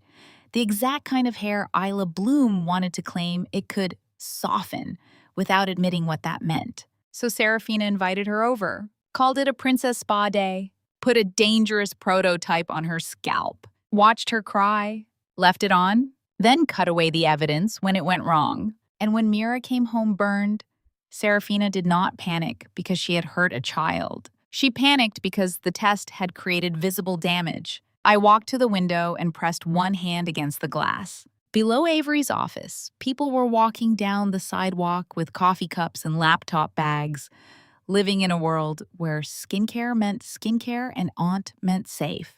I wanted to go back to that world. I would never get to. Avery spoke behind me. We need to move quickly. CPS gets this first, then product safety, then financial crimes. We need the medical records, the product files, the trust documents, and a timeline connecting the campaign motive to the testing. I nodded, but I was barely listening, because something inside me had changed again. The night Mira came home, I had wanted to hurt Seraphina back. At Bennett's house, I had wanted proof. But sitting in that office, reading the words child subject and unexpected blister response, I understood that this was bigger than my family. Seraphina was not just dangerous to Mira. She was about to hand out those bottles to other mothers, other little girls, other children with curls she wanted to fix. My daughter had not only been punished for being chosen, she had been used as a free test subject for a product Seraphina planned to sell to children. Naomi Bell called me that afternoon. I already knew before I answered. There is a certain kind of silence that comes before bad news. It sits around a phone call before the first word is even spoken. I saw Naomi's name on my screen, and for 1 second, I let myself hope she was calling to check on Mira, to say the campaign could wait, to say people would understand. But people do not always understand. Brands understand risk. Elena, Naomi said softly, I'm so sorry. I closed my eyes. Andre looked up from the kitchen table, where he had been filling out paperwork for the district. His face changed when he saw mine. What happened? I asked, even though I already knew. Naomi took a breath. Luma Kids has to pause Mira's participation. Pause. That was the word people used when they wanted a decision to sound less final. Because of CPS? I asked. Because of the investigation, the public incident at Seraphina's house, and the morality clause attached to the campaign contract. The client loves Mira, I want you to know that. Everyone does. But with everything unresolved, legal advised them to move forward with the backup child for now. For now. Another soft phrase covering a hard truth. Mira had lost the campaign. I thanked Naomi because none of this was her fault. She sounded genuinely upset. She even told me she would keep fighting internally if things cleared up. But by the time I hung up, my hands were cold. Andre stood slowly. Elena?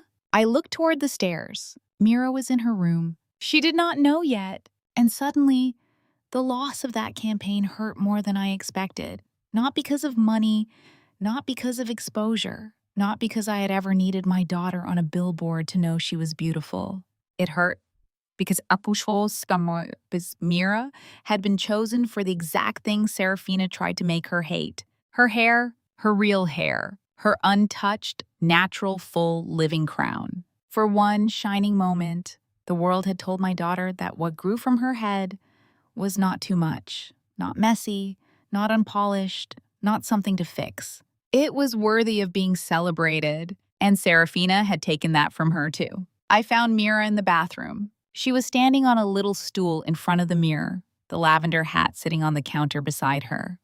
She had taken it off by herself. That should have made me proud. Instead, it made my chest ache. Her hair was still uneven. The bandaged areas made the damage look harsher. Some curls had been saved, but others ended abruptly where Seraphina had cut them. The skin behind her ear was still red. Mira stared at her reflection like she was trying to understand who was looking back. I stood in the doorway. "Baby?" She did not turn around.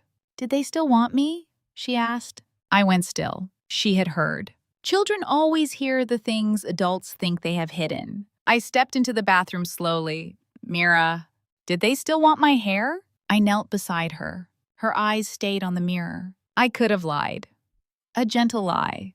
A mother lie.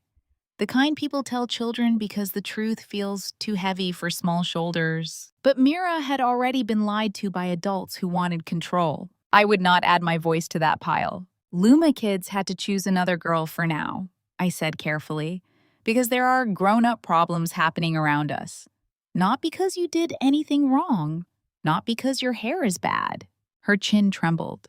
But if Aunt Seraphina didn't cut it, they would still want me. I swallowed. "Yes," I said. "They probably would." Her face crumpled. That was the moment she finally cried the way she had not cried in the hospital. Not small tears, not quiet shame, real grief. Her whole body shook with it. I pulled her against me, careful of her scalp, and she cried into my shoulder. "Mommy," she whispered, "is my hair bad?" No. Would Aunt Seraphina love me if I looked more like Isla? I felt something inside me tear. Because that was the deepest wound, wasn't it? Not the hair. Not even the burns. It was the question Seraphina had planted underneath all of it. Would I be easier to love if I became someone else? I held Mira's face between my hands. "Listen to me," I said. "Your hair is not bad. Your hair is a crown. And some people hate crowns they cannot control." She sniffed. "Aunt Seraphina said it was too much." Then Aunt Seraphina was wrong. But Grandma said she was helping. Grandma was wrong too. Mira blinked like that surprised her. In my family, people did not say Elena Cross was wrong. They softened it, excused it, explained it away. But I was done teaching my daughter to protect adults from the truth. I brushed a tear from Mira's cheek. You do not have to shrink so other people feel comfortable. You do not have to change your hair to earn love. And you never, ever have to be grateful to someone who hurts you and calls it help. Mira looked at herself again.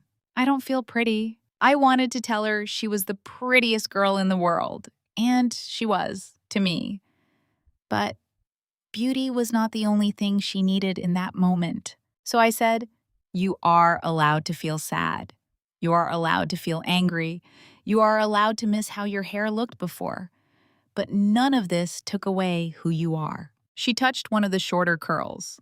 "Will it grow back?" "Some of it will. We're going to see specialists.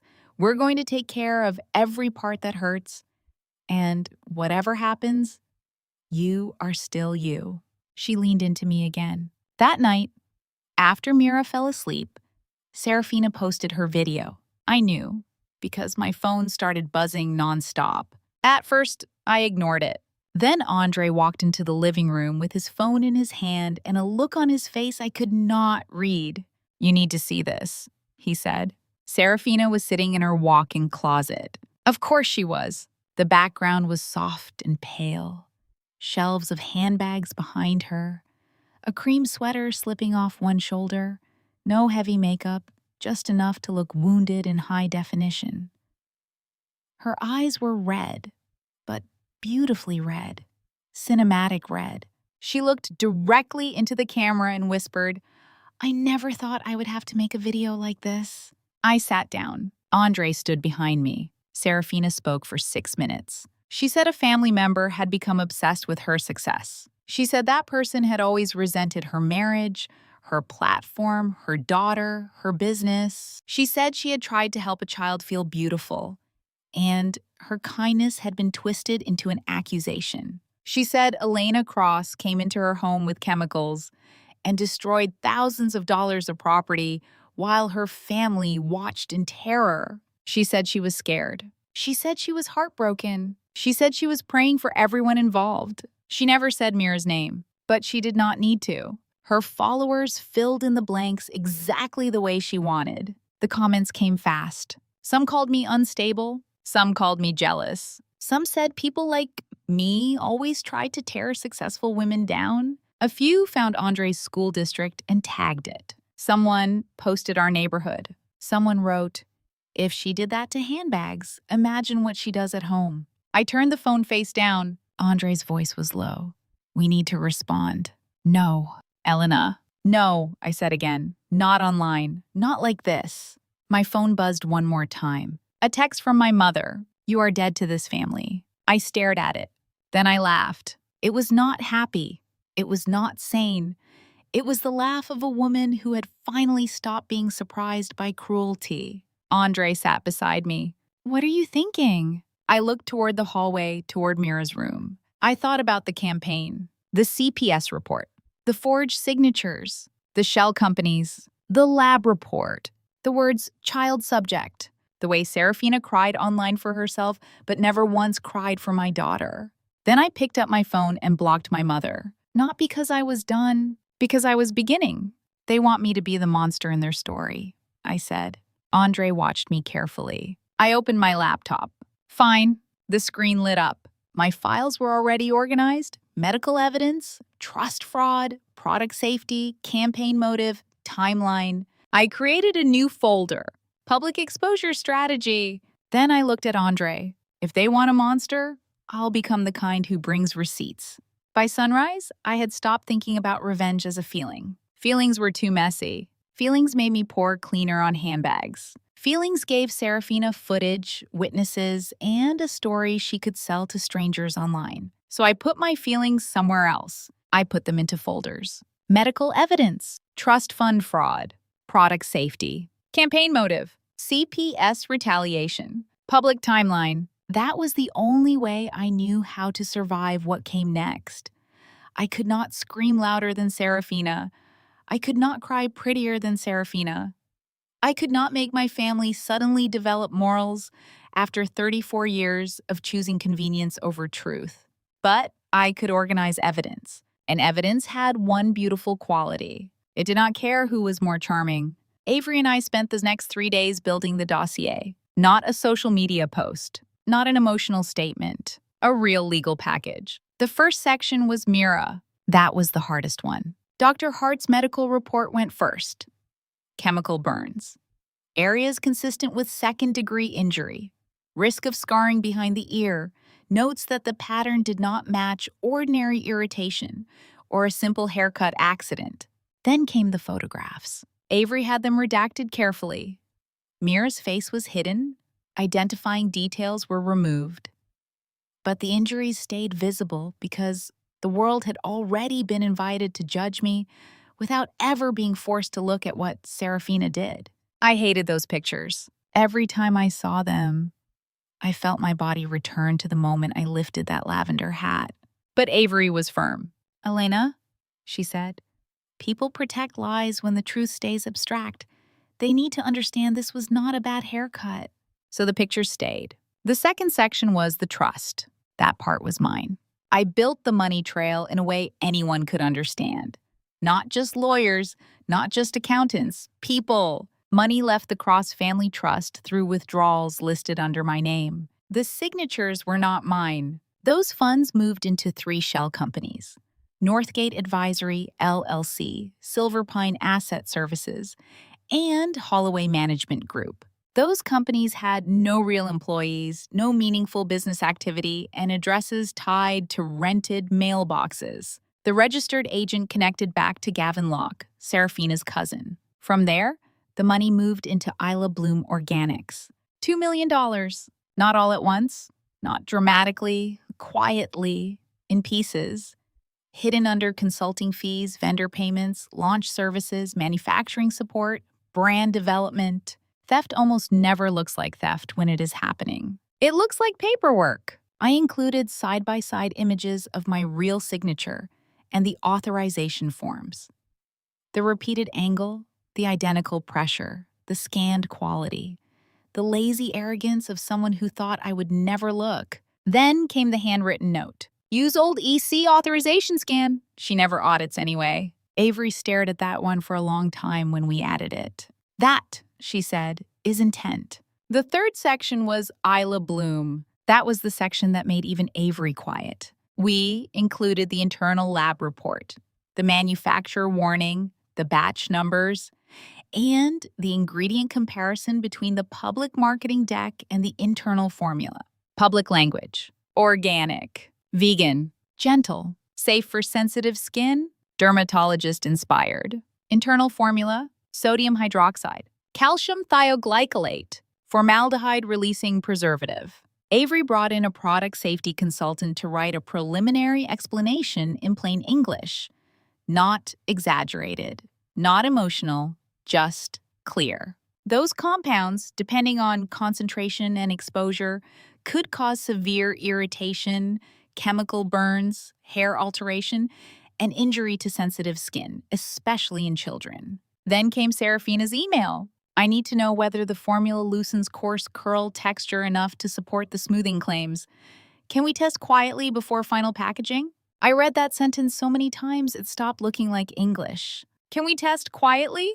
That was what my daughter had been to her. A quiet test. The fourth section was motive. Naomi Bell's messages were included with her permission. LumaKids had selected Mira as the lead child model for the Wear Your Crown campaign. Isla had auditioned and was not chosen. Seraphina had called the agency angry. Somehow, she had learned Mira was under final consideration. Then, days later, Mira was invited to a princess spa day. Then, Mira came home with chemical burns and cut hair. Then, Seraphina called police. Then, Seraphina called CPS. Then, Seraphina posted a crying video online. Pattern, timeline, motive, retaliation. That was the story evidence told when no one interrupted it. Avery separated the dossier into 3 official packages. The first went to CPS. It included the medical records, Mira's statement, Naomi's campaign timeline, and the product prototype files. The goal was simple: close the investigation into me and Andre, and open one into Seraphina.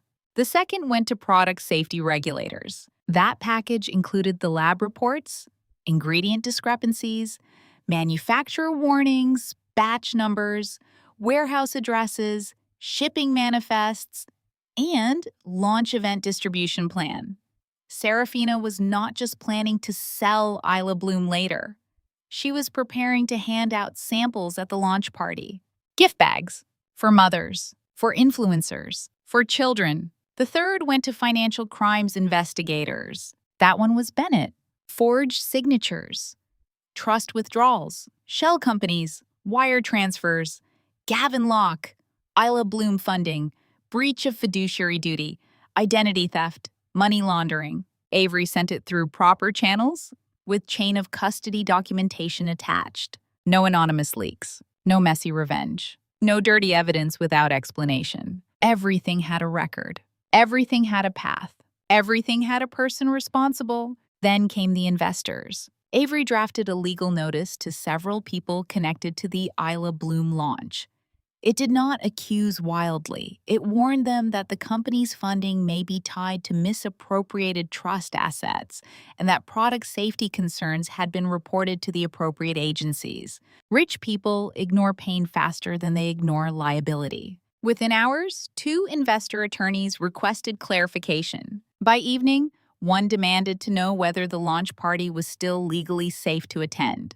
That was when Avery found the final piece. Grand Meridian Hall, the venue for Seraphina's perfect white and gold launch. The place she had chosen because it looked old money, elegant, untouchable. It belonged to the Cross Family Trust. I was a co-beneficiary. Bennett had booked the venue through one of the trust-managed entities and discounted it under an internal arrangement he had no right to use for a company funded with disputed money. Avery smiled for the first time in days when she saw that.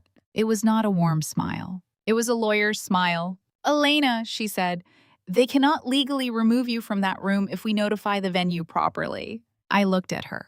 For 3 days, I had been building evidence, quietly, carefully, correctly.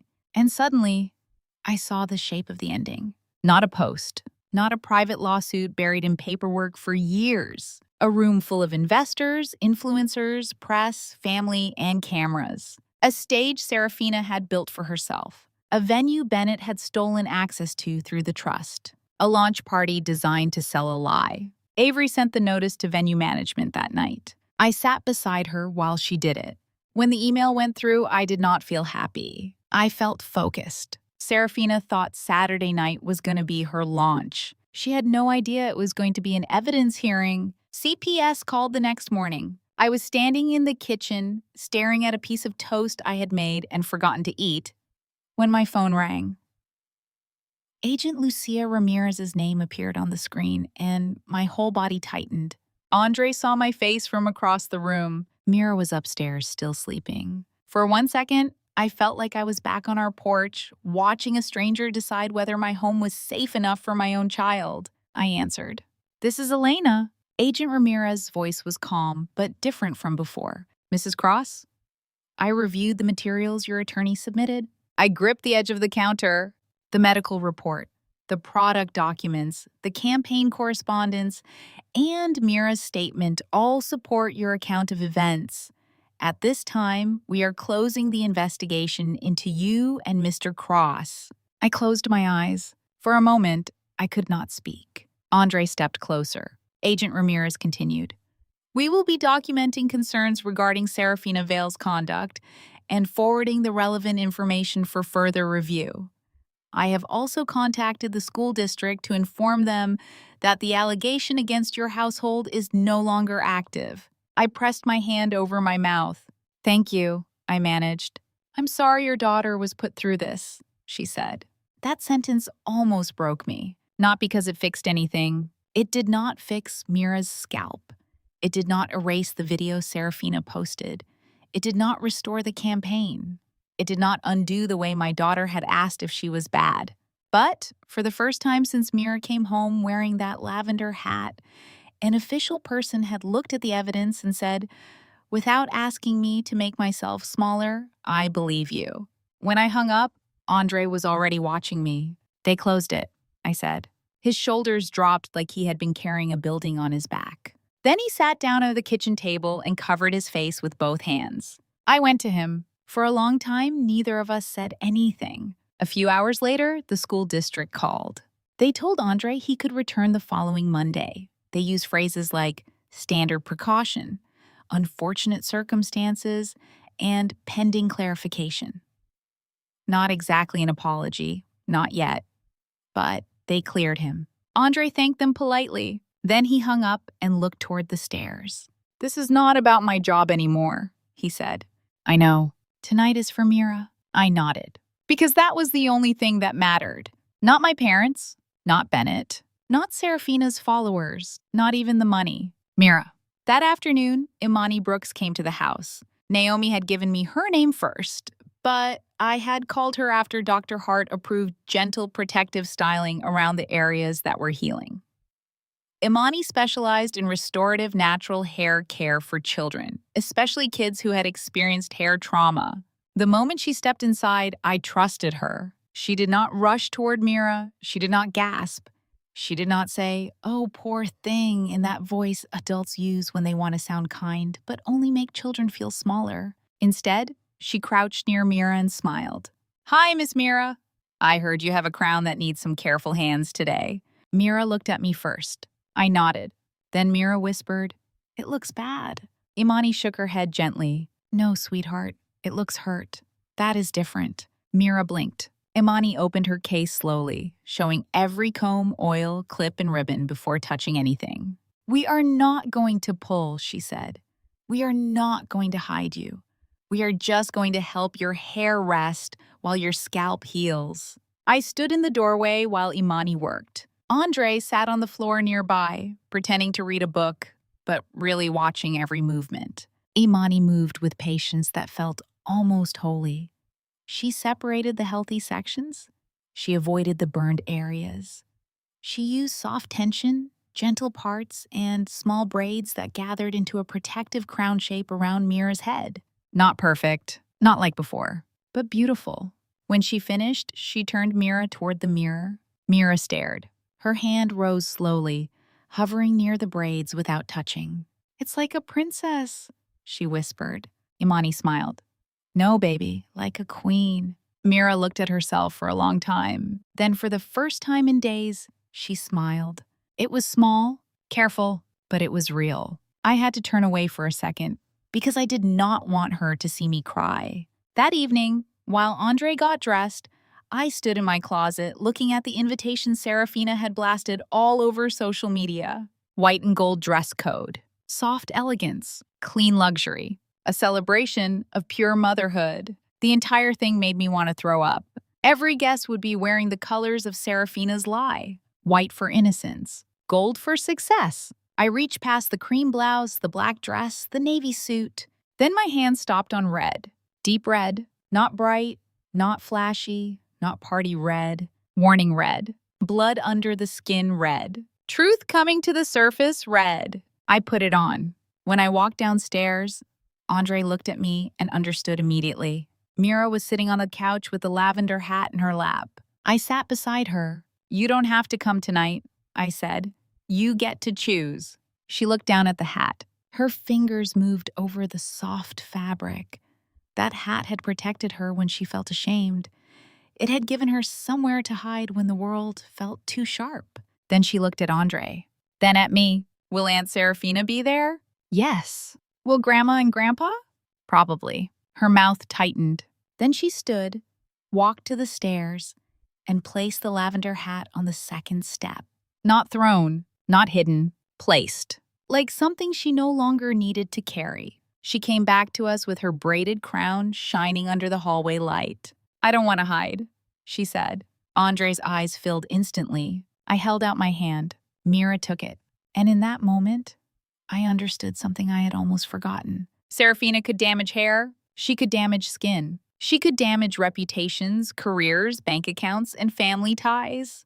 But she could not own the story if Mira was brave enough to stand inside the truth. I wore red that night because the whole room was built on a white lie, and my daughter walked in without the hat. Grand Meridian Hall looked like a wedding cake from the outside. White stone columns, tall glass doors, gold lights spilling through arched windows. A red carpet had been replaced with a white one, because of course Seraphina would not let anyone walk into her launch on a color that suggested warning. Everything was white and gold. White roses climbed around the entrance. Gold balloons floated beside the Isla Bloom Organics logo. A step and repeat wall stood near the doors, printed with Seraphina's name in elegant lettering beside phrases like clean beauty, gentle luxury, and motherhood you can trust. Motherhood you can trust. I stared at those words from the back seat of the car and felt Mira's hand tighten around mine. Andre parked near the front. For a moment, none of us moved. Inside that building were influencers with ring lights, investors with polished shoes, reporters looking for a soft lifestyle story, and family members who had already chosen their side before they ever looked at my daughter's injuries. Mira sat between us in her little coat, her braided crown neat and careful around the healing spots on her scalp. She looked at the entrance, then at me. "Do we have to go in?" "No," I said immediately. "You never have to do this for me." Andre turned in his seat. "We can go home right now, star girl." Mira looked down at her hands. Then she shook her head. "I want her to see me." That was when I knew she was stronger than every adult who had failed her. We got out of the car together. Andre wore a dark suit, calm, steady, protective.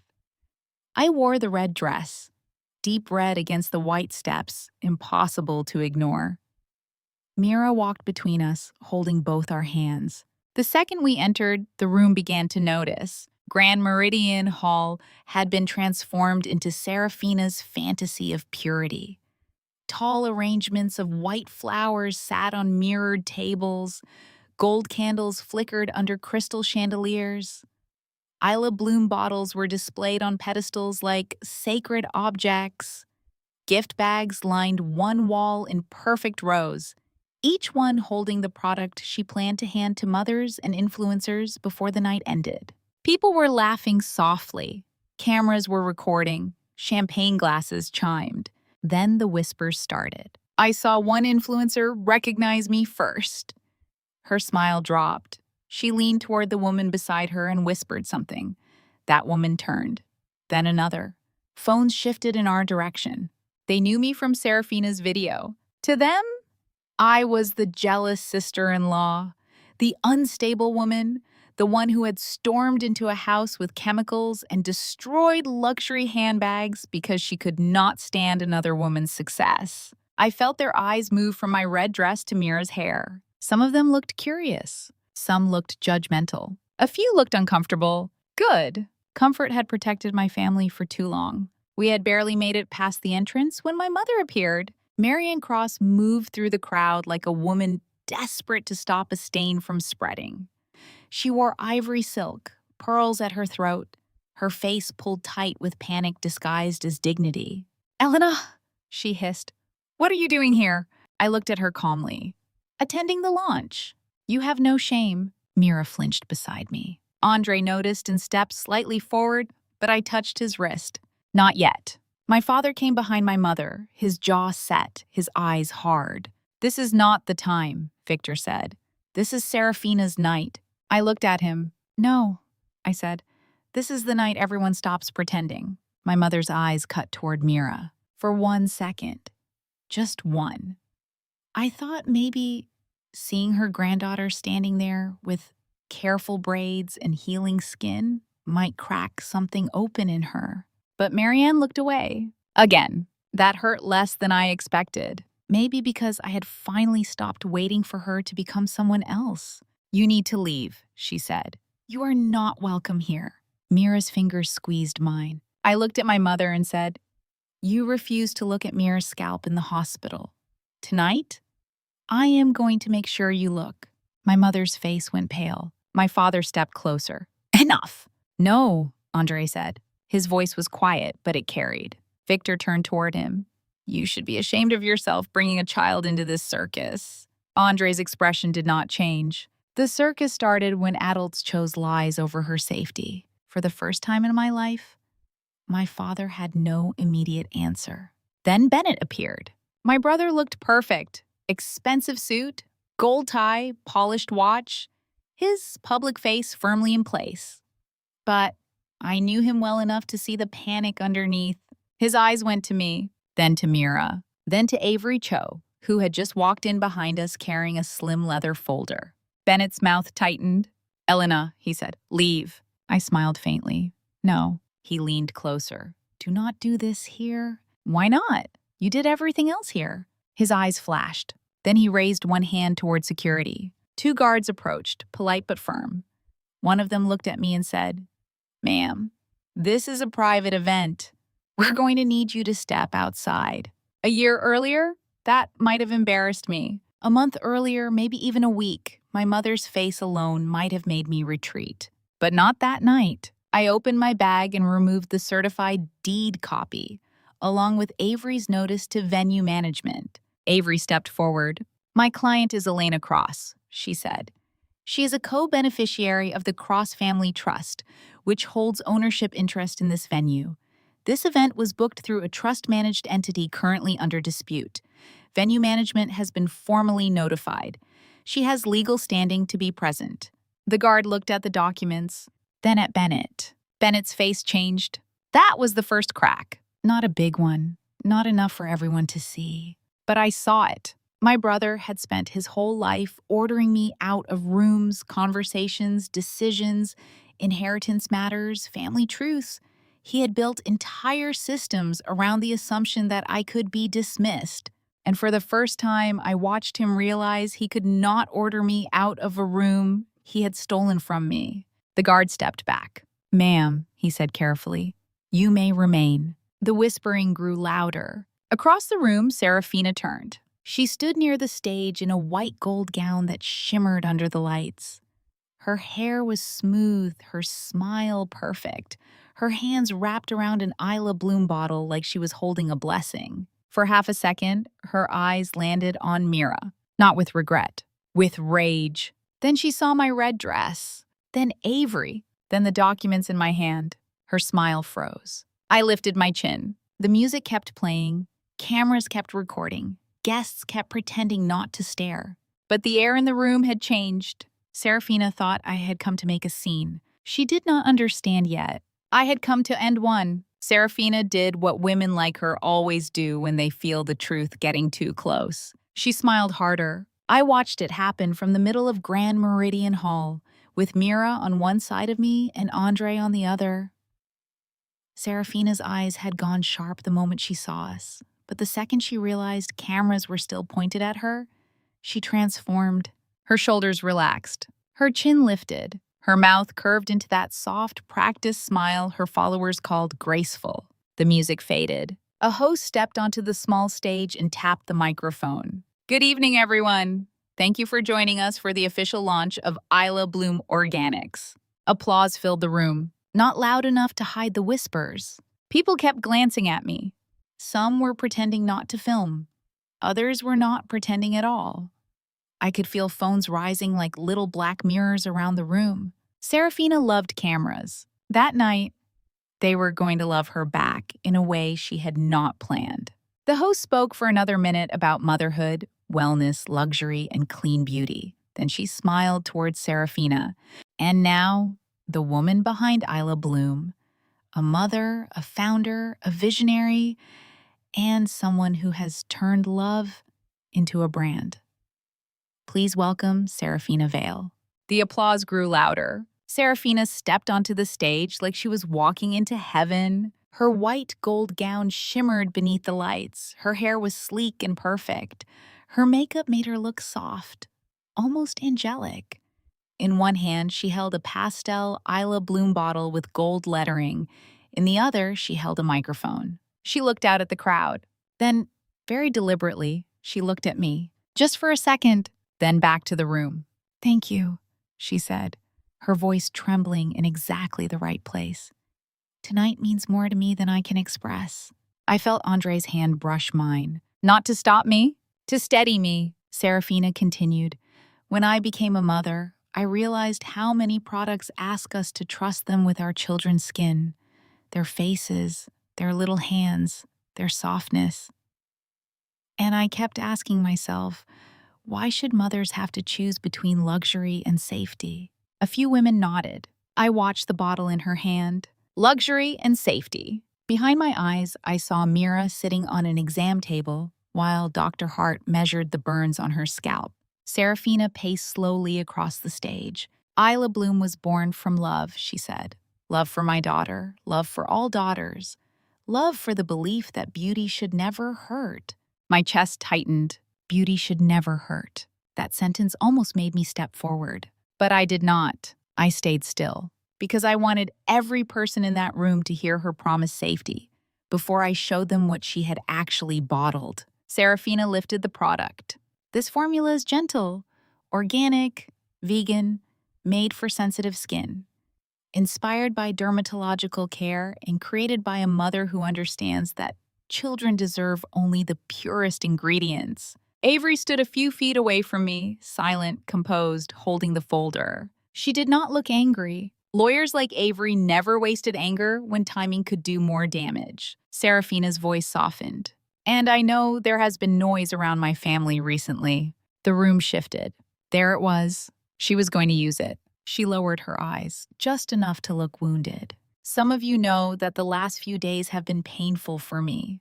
I have been attacked, misrepresented, and accused by someone close to me, someone I tried to love, someone I tried to help." Phones lifted higher. Mira's hand tightened around mine. I bent slightly and whispered, "You're safe." Seraphina kept going. "But tonight is not about negativity. Tonight is not about jealousy. Tonight is not about people who try to destroy what they cannot build."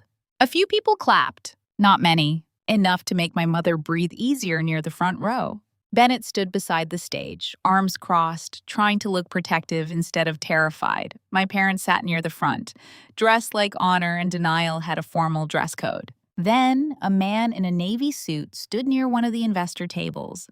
"Mrs. Vale," he said. Seraphina paused. "Yes?" His voice was polite, but cold. Before you continue, several of us received legal notice regarding potential disputes connected to Isla Bloom's funding. Can you or Mr. Vale address whether investor capital is exposed to trust litigation? The room changed instantly. Whispers sharpened.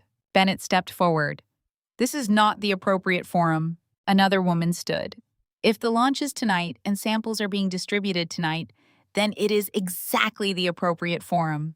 Seraphina laughed softly into the microphone. It was not a real laugh. It was the sound of control slipping through her fingers. There seems to be some confusion, she said. My sister-in-law has been spreading malicious rumors because she is angry and unstable. Unfortunately, some people mistake family drama for evidence. That was my cue. I looked at Avery. She nodded once. I released Mira's hand gently. Andre took it. Then I walked toward the stage. The room went quiet in waves. First the people nearest me, then the tables, then the cameras. Then even the host stepped back. Seraphina's eyes widened. Elena, she said into the microphone, still smiling, this is not your moment. I climbed the short steps to the stage. Avery followed behind me. I did not grab the microphone from Seraphina. I did not shout. I did not cry. I simply stood beside her and looked out at the room. For most of my life, my family had counted on me getting emotional enough to discredit myself. They poked, they dismissed, they mocked. Then, when I reacted, they pointed and said, "See? This is who she is." Not that night. That night I was still. Avery handed me a second microphone. I looked at Seraphina, then at Bennett, then at my parents. Finally, I looked at the crowd. Before I talk about what they did, I said, I'm going to admit what I did. The room went silent. I destroyed Seraphina's property. I poured cleaner over her handbag collection after I saw what had been done to my daughter. That was wrong. It was reckless. It gave her the perfect opportunity to make herself look like the victim. Seraphina's smile twitched. My mother looked confused. She had expected denial. They all had. I continued. I let rage make me careless. I own that. Then I turned slightly towards Seraphina. But my mistake did not burn my daughter's scalp. Her face hardened. My mistake did not cut chunks from an 8-year-old child's hair. Bennett took one step forward. My mistake did not call CPS with a false story to protect the person who hurt her. The room stirred. And my mistake, I said, lifting the folder Avery had given me, did not forge signatures, steal from a family trust, move money through shell companies, or put dangerous chemicals into bottles meant for children. The silence after that was different. It was not confusion anymore. It was attention. Seraphina lowered her microphone. Elena, she whispered, stop. I looked at her. For the first time since I had known her, there was no camera-ready expression left on her face. Just fear. I turned back to the room. You all came here for a product launch, I said. But before anyone in this room takes home a sample, invests another dollar, posts another endorsement, or puts that bottle near a child, you deserve to know exactly what Isla Bloom is built on. Avery stepped to the laptop connected to the projection screen. Behind us, the Isla Bloom logo disappeared. The first document appeared. Trust records. Bank transfers. My forged signature. Bennett's face went white, and I knew the launch was over. The first document on the screen was not dramatic. That was what made it powerful. No bloody photo, no screaming headline, no emotional caption, just a bank transfer record. Clean columns. Dates, amounts, account numbers partially redacted, a trust name, a destination account, a memo line that said consulting services. People expect fraud to look dark. They expect it to come with secret rooms, whispered threats, offshore accounts, something cinematic enough to announce itself as evil. But most fraud looks boring. That is how it survives. I stood on Seraphina's stage in my red dress with every camera in the room pointed at me, and I watched Bennett try to decide whether he should run, deny, or smile. He chose denial first. This is absurd, he said, loud enough for the front tables to hear. Elena has no authority to present private family financial records. Avery did not even look at him. She is a beneficiary of the trust. she said calmly, and these records have already been submitted to the appropriate investigators. The word investigators moved through the room like a match through dry paper.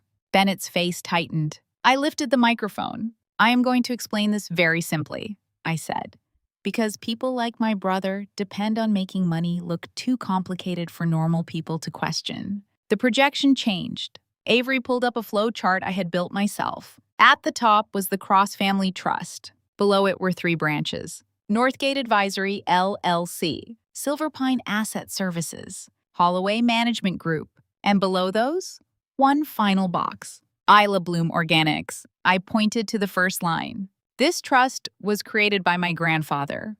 Bennett was appointed managing trustee. I am a co-beneficiary. For years, I was told the trust was underperforming. I was told property costs were high, markets were unstable, and distributions had to be reduced. My mother shifted in her chair. I did not look at her. That was a lie. The next slide showed a withdrawal form. My name was typed at the top. My signature appeared at the bottom. The room was quiet enough that I could hear someone's phone camera click.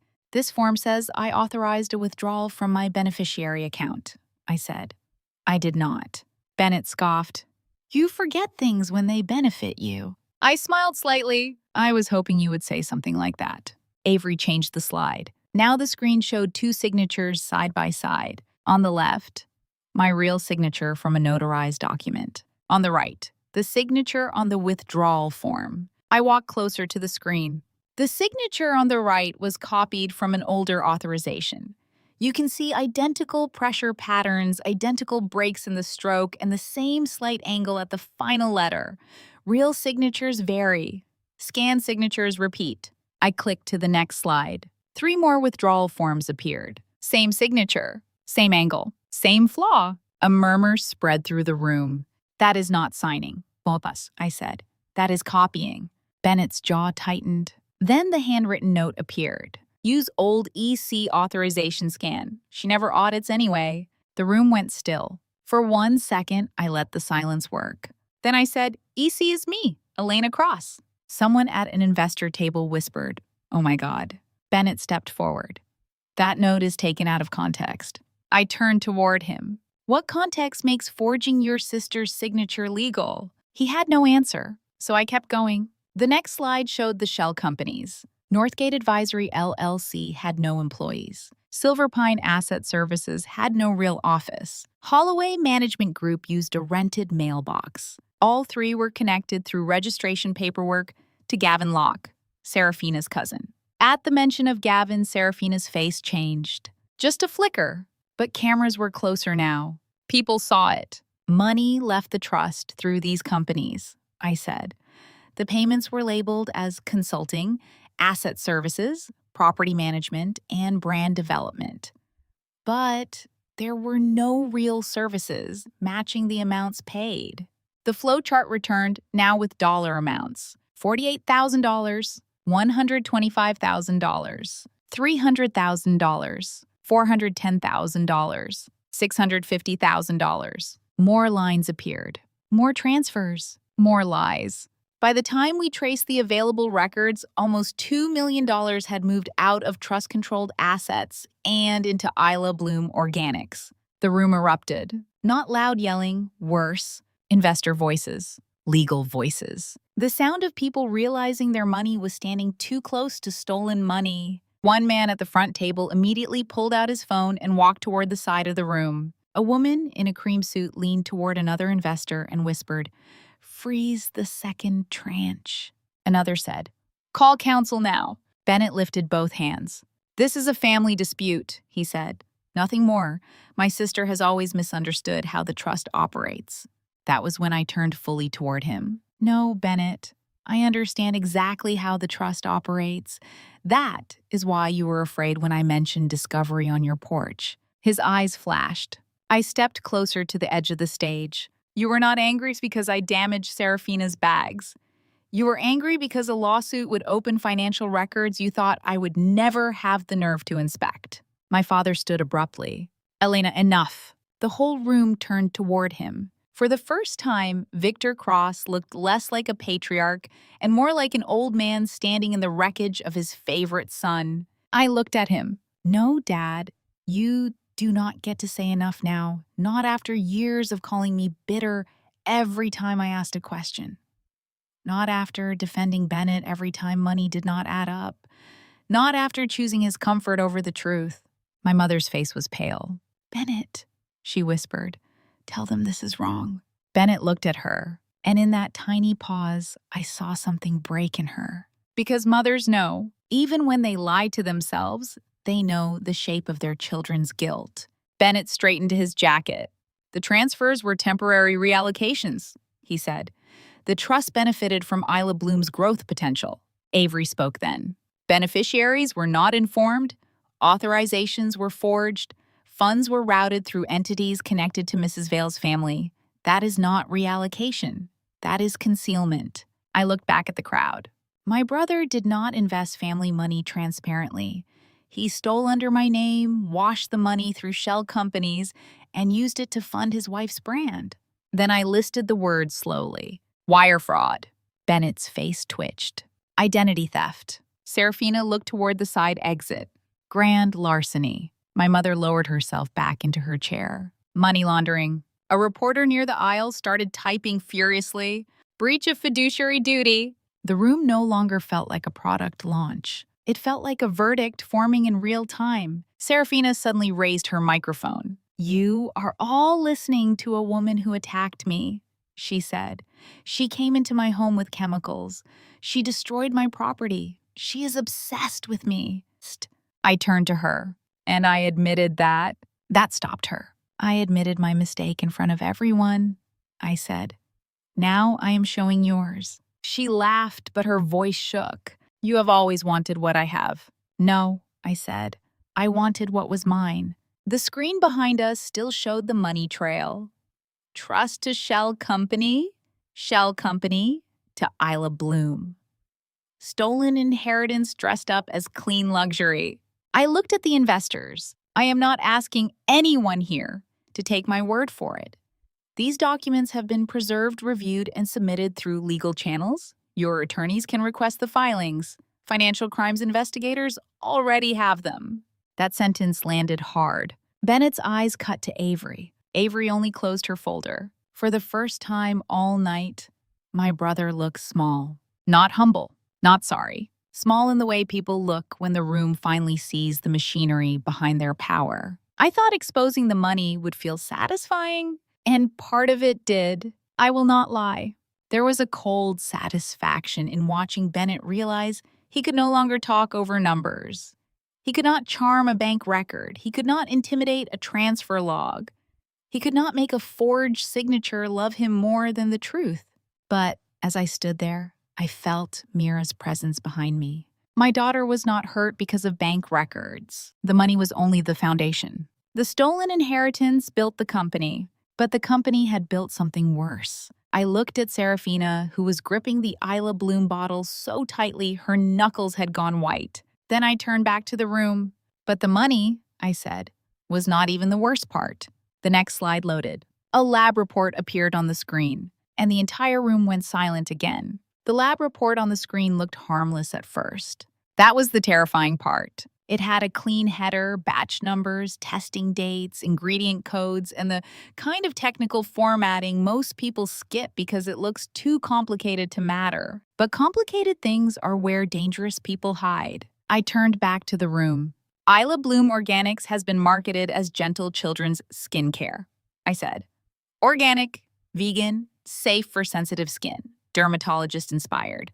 Those are the words on the website, the investor materials, and the packaging. Behind me, Avery changed the slide. The screen split in half. On the left was Seraphina's public marketing deck. Soft colors, clean fonts.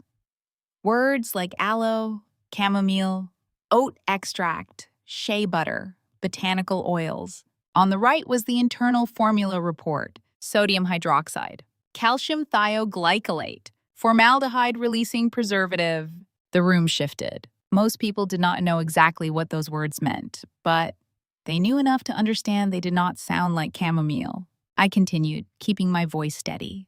That is not organic skincare. That is not aloe and shea butter. Those are chemical compounds associated with hair-altering products, strong irritation, and corrosive reactions when mishandled. Seraphina let out a sharp laugh. You are not a chemist, Elena. No, I said. That is why I consulted one. Avery clicked to the next slide. A preliminary product safety summary appeared on the screen. The consultant's name was partially redacted, but the conclusion was clear. Depending on concentration and exposure time, the formula could cause severe irritation, burns, blistering, and tissue damage, especially on sensitive skin or children. The room went quiet in a different way. Before, people had been shocked. Now they were afraid. A woman near the front looked down at the Isla Bloom gift bag beside her chair like it had turned into a snake. Seraphina raised her microphone again. This is ridiculous. Every beauty product has scientific names. That does not make it dangerous. Avery changed the slide before I could answer. The manufacturer's warning appeared. The internal email was short, formal, and devastating. The test batch had caused strong irritation during patch testing. The manufacturer recommended reformulation before children's use. Prolonged skin contact could result in burning, redness, blistering, or tissue damage. I read the key lines aloud, slowly, not for drama, for mothers, for every woman in that room who had accepted a pastel gift bag because Seraphina's smile made the bottle look safe. Reformulation recommended before pediatric use, I said. Risk of burning, redness, blistering, or tissue damage. A reporter whispered, "Oh my God." One of the influencers near the back started live streaming openly now. She was not hiding it anymore. Her face had gone pale behind the glow of her phone. Then Avery brought up Seraphina's response. I did not need to read all of it, only the sentence that mattered. I need to know whether the formula loosens coarse curl texture enough to support the smoothing claims. Can we test quietly before final packaging? For a moment, I could not speak, even though I had read those words before. Seeing them behind me on a giant screen, in front of the same people Seraphina had gathered to worship her, made my throat tighten. I looked toward Mira. Andre had one arm around her shoulders. Her eyes were fixed on the screen. She was old enough to understand some of it. Not all, but enough. Too much. I looked back at the room. My daughter has natural curls, I said. The kind Seraphina repeatedly called too much, too wild, unmanaged, not polished enough. My mother looked down. I did not let her escape. And after my daughter was selected for a campaign celebrating natural hair, Seraphina invited her over for a princess spa day. The next slide appeared. Dr. Hart's report. Mira's name was redacted. Her face was hidden in the medical photos. But the burns were visible. The red scalp. The blistering. The raw skin behind her ear. Several people gasped. Someone said, "That's a child?" I turned toward my parents. "This," I said, "is what you called a minor accident." My mother's hand went to her mouth. My father stared at the screen, frozen. "No," I said, my voice sharpening for the first time. "Do not look away now. You defended her before you ever asked to see your granddaughter's injuries. So tonight, you are going to look." My father's face crumpled, but I did not soften. Not yet. For years, my pain had been negotiable to them. My anger had been inconvenient. My truth had been something to manage. But Mira's wounds were not going to be managed. They were going to be witnessed. I turned back to the room.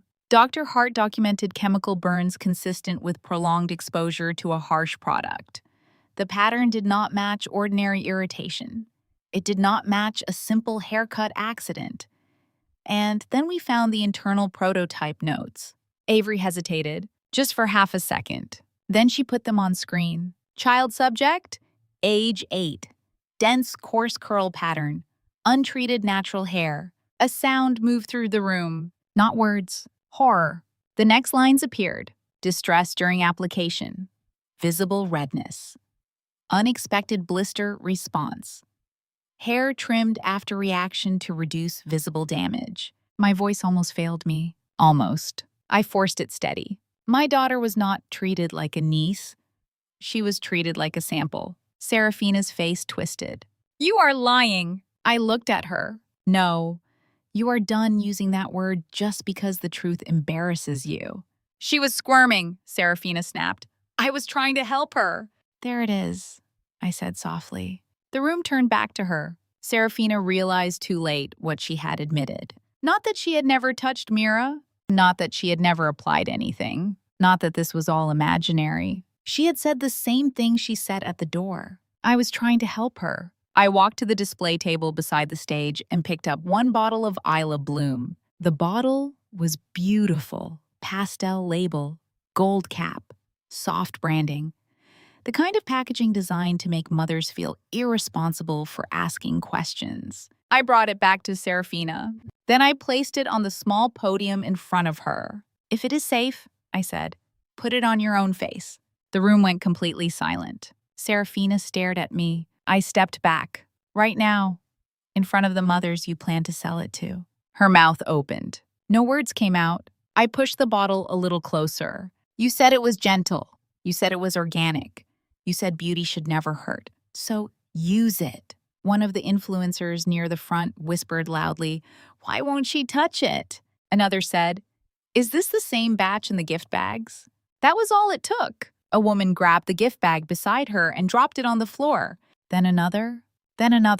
Pastel bags hit the marble like soft little explosions. Near the back, a mother was rubbing at her wrist, panic rising in her voice. I tried a sample at the check-in table, she said. I put it on my hand. Avery immediately turned to one of the event staff. Get medical assistance and preserve that sample. The room broke open. Investors stood. Influencers spoke into cameras. Reporters moved closer. Someone demanded to know if the products had been cleared for distribution. Someone else shouted for security to stop guests from taking samples home. Seraphina stepped backward from the podium. The bottle remained untouched. Her whole brand had been built on trust, and in the one moment trust demanded proof, she could not even put her own product on her skin. I looked at her, and for the first time, I did not see the perfect sister-in-law, the influencer, the golden wife, the woman my mother had held up as everything I was not. I saw a coward, a dangerous coward. Seraphina pointed at me with a shaking hand. She is lying, she screamed. She has always been jealous of me. She ruined my bags. She ruined my night. She wants what I have. I picked up the Isla Bloom bottle again and held it where everyone could see. No, I said. I want every child who was supposed to receive this to go home safe. Her face collapsed into rage. You are nothing, she spat. You have always been nothing. Behind me, Mira's small voice cut through the chaos. My hair was not bad. The room froze. I turned. Mira stood beside Andre, her braided crown shining under the chandeliers, her face pale but lifted. Andre looked like he wanted to pull her back, but he let her speak. Mira looked straight at Seraphina. My hair was not bad, she repeated. You were mean. No speech I could have given would ever hit harder than that. Seraphina opened her mouth, but nothing came out. For once, there was no filter, no caption, no lighting, no performance strong enough to erase the voice of the child she had hurt. The room no longer believed her, and the product she refused to touch sat between us like the truth in a bottle. For about 10 seconds after Mira spoke, nobody moved. Not the investors, not the influencers, not my parents, not even Seraphina. My daughter stood there under the chandeliers with her braided crown, her little hands curled at her sides, and said the one thing no adult in that room could dress up, dismiss, or reframe. My hair was not bad. You were mean. That sentence did what my evidence could not do by itself. The documents exposed the crime. Mira exposed the cruelty. Seraphina stared at her like she could not understand how a child she had tried to shame still had a voice. Her mouth opened, but before she could speak, the main doors of Grand Meridian Hall opened behind the crowd. At first, people turned because they thought more guests were arriving late. Then they saw the badges. 2 product safety inspectors entered first, followed by a pair of financial crimes investigators and uniformed officers. Behind them were 2 venue managers, pale-faced and moving quickly like They had just realized the elegant launch party they were hosting had become the center of something much larger than a branding disaster. The room parted without anyone being asked. Cameras swung toward the entrance. Seraphina looked at Bennett. Bennett looked at Avery. Avery did not look surprised. That was when Seraphina understood. This was not a stunt. This was not me showing up angry with screenshots and accusations. This had been moving long before I walked through the door in a red dress. One of the inspectors stepped forward. "Seraphina Vale?" he asked. Seraphina's face shifted instantly into performance. "Yes," she said, voice trembling. "I'm Seraphina. I don't know what this woman told you, but this is harassment. This is a private event."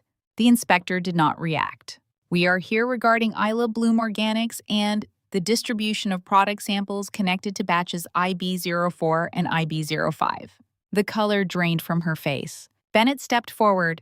"I'm legal and financial manager for the company.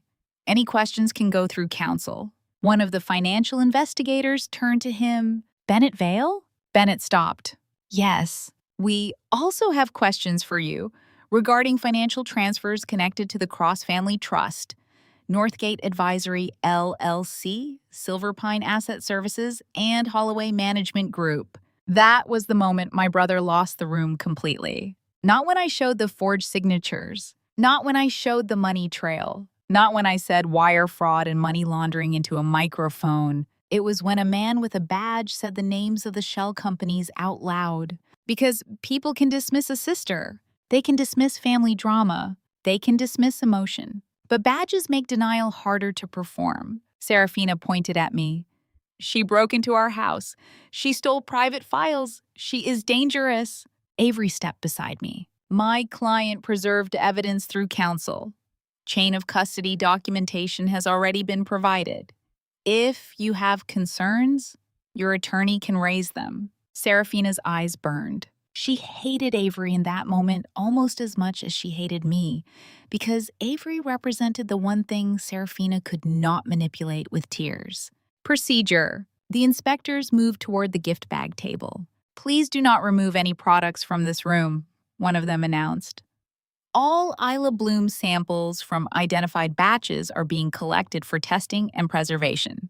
Several guests stepped back immediately. One woman lifted both hands like she had been caught holding something toxic. "I didn't open mine," she said.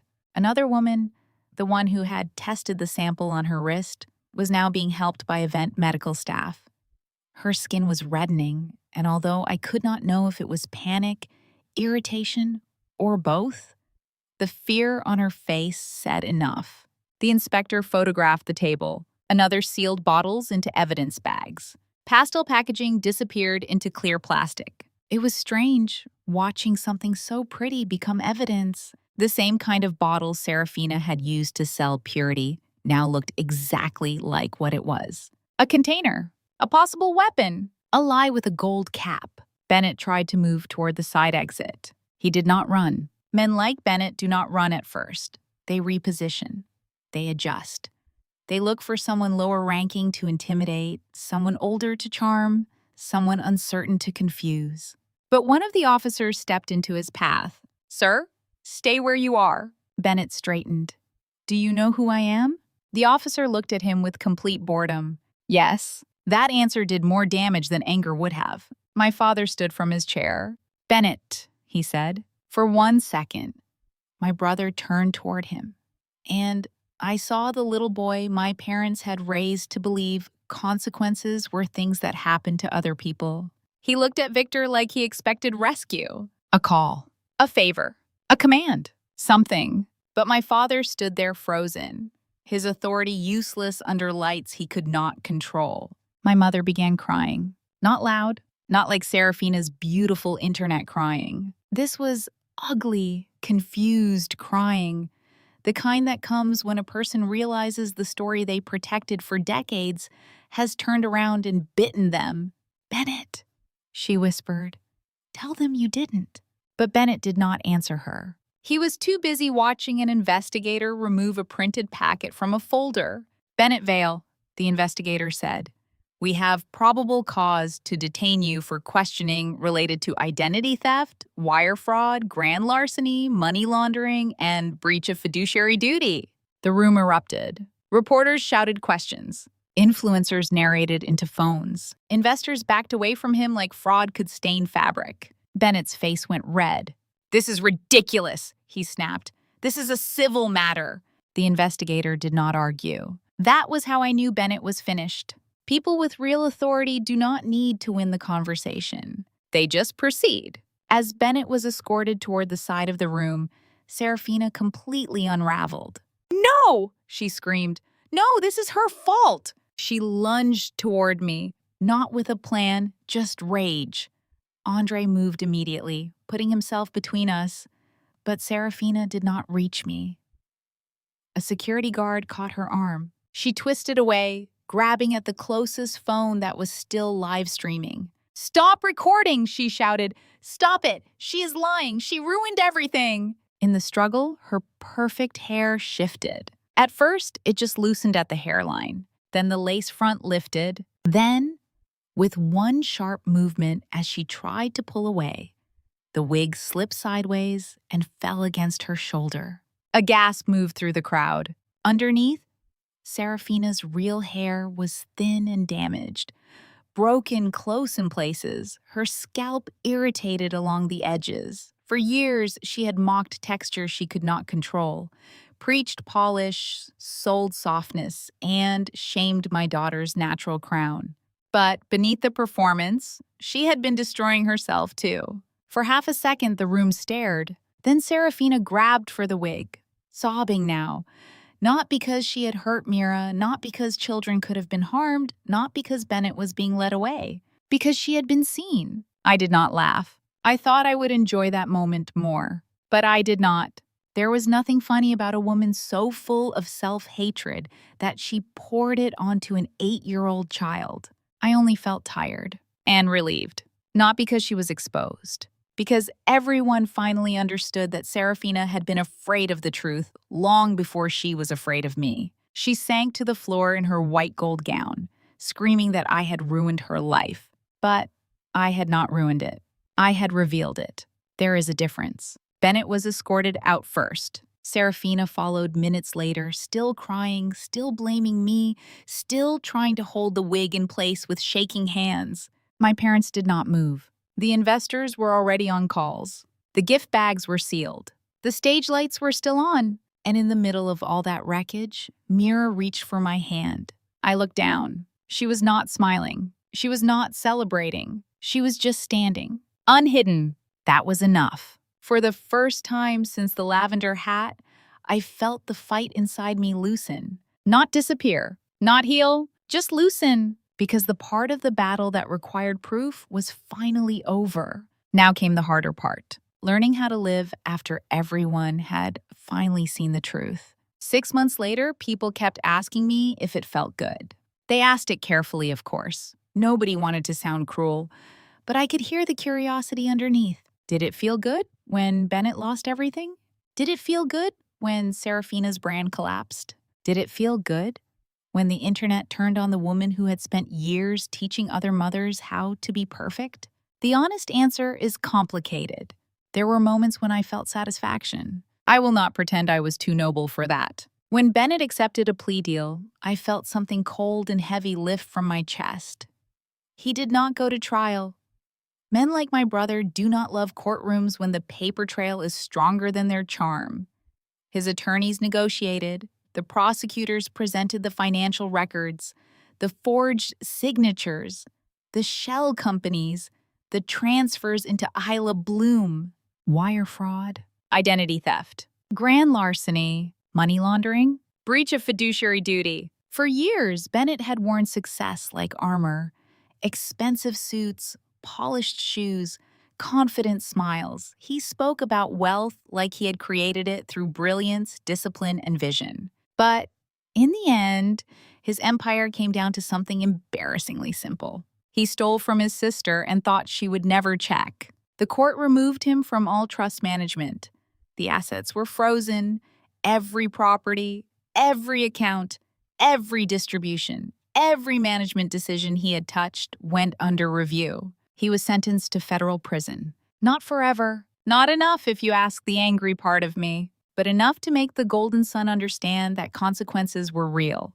Even for him. Seraphina's fall was different. Bennett's collapse happened in legal documents and court filings. Seraphina's happened everywhere. Isla Bloom Organics was suspended first, then recalled, then buried under investigations, civil lawsuits, investor claims, and angry parents who had taken home sample bags from the launch before the inspectors collected them. The company website disappeared. Brand partners issued statements. Influencers deleted their old sponsored posts and pretended they had always had concerns. Seraphina's followers turned into prosecutors overnight. The same people who had called her graceful, elegant, inspiring, and motherly were now stitching clips of her launch speech beside the lab report. Beauty should never hurt. That line followed her everywhere. Her crying video about me was taken down, but the internet never really deletes anything. People reposted it with timestamps, pointing out every lie she told, every place she made herself the victim while a child sat at home with chemical burns. Her contracts vanished. Her investors sued. Her house was listed quietly at first, then not quietly at all. Cars were sold. Jewelry was sold. The designer handbags that survived me were sold too. That part felt poetic in a way I did not say out loud. Most of the money went back into the trust while the audit continued. Not all of it. Money never returns as cleanly as it leaves. Theft damages more than accounts. It damages time, opportunity, trust, and peace. But watching their luxury get dismantled piece by piece did feel like the universe finally balancing a sentence. My parents called after Bennett's sentencing. I knew they would. When the Golden Son still had money, power, and the illusion of innocence, they stood beside him. When he became a convicted criminal, suddenly they remembered they had a daughter. My mother called first. I let it go to voicemail. Then my father. Then my mother again. Then a text. Please, Elena, we need to talk. We were deceived too. I stared at that message for a long time. We were deceived too. That was the closest my mother could come to admitting she had chosen wrong. Even then, she made herself a victim. She had not ignored Mira's injuries. She had been deceived. She had not comforted Seraphina while her granddaughter suffered. She had been deceived. She had not called me jealous, unstable, dramatic, bitter, and dead to the family. She had been deceived. I did not respond. The next day, they showed up at our house. Andre saw them first through the front window. Elena, he said quietly. I looked past him and saw my parents standing on the porch. My mother had been crying. My father looked older than he had 6 months before, like public shame had aged him more than private cruelty ever could. Mira was in the living room coloring. The second I saw her lift her head toward the door, my answer became easy. I stepped outside and closed the door behind me. My mother started crying harder when she saw me. Elena, she said, please, we want to see Mira. No, one word. No explanation. No apology. No opening. My father's jaw tightened out of habit, but the old authority was gone. She is our granddaughter, he said. She was your granddaughter when you refused to look at her injuries? My mother covered her mouth. We made mistakes, she whispered. No, I said. You made choices. Elena, Bennett lied to all of us. Bennett lied about money. You lied to yourselves about everything else. My father looked away. I continued, because for once, they were going to hear the whole sentence. You chose Seraphina's tears over Mira's burns. You chose Bennett's image over the truth. You chose family reputation over a child's safety. And when I did not play along, you helped them make me look dangerous. My mother sobbed. We just want to make it right. You cannot make it right with access to my daughter. That was the boundary. That was the door closing. Not with rage. Not with screaming. Just truth. I told them any further contact had to go through Avery. Then I went back inside. My hands shook after I locked the door, but not because I regretted it. Because freedom can feel like fear when you have spent your whole life calling captivity family.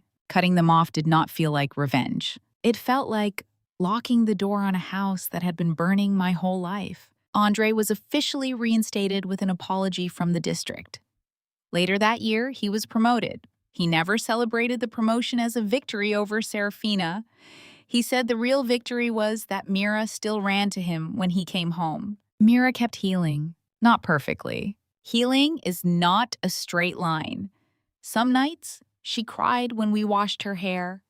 Some mornings, she asked if people were staring. She saw a dermatologist. She went to therapy. We all did. Some of her hair grew back. Some areas needed more time. The small scar behind her ear remained, lighter now, but still there. I used to hate that scar. Then one night, Mira touched it in the mirror and said, "It means I got better." So I stopped hating it, because she was right. She had gotten better, and more importantly, she had stopped hiding. 3 weeks after Bennett's sentencing, Naomi Bell called again. This time, when I saw her name on my phone, my stomach did not drop the way it used to. I was sitting at the kitchen table helping Mira with a school project, and Andre was making pancakes for dinner because that had become one of his strange little healing rituals. Breakfast food after hard days. Mira called it upside-down dinner. I answered the phone in the hallway. "Elena?" Naomi said. "I hope this is okay. I wanted to speak with you before I sent anything official." My hand tightened around the phone. "What is it?" "Luma Kids wants Mira back." For a second, I did not move. Naomi continued. "The client followed what happened. They know the CPS investigation was closed. They know Mira was the child harmed, not the source of scandal.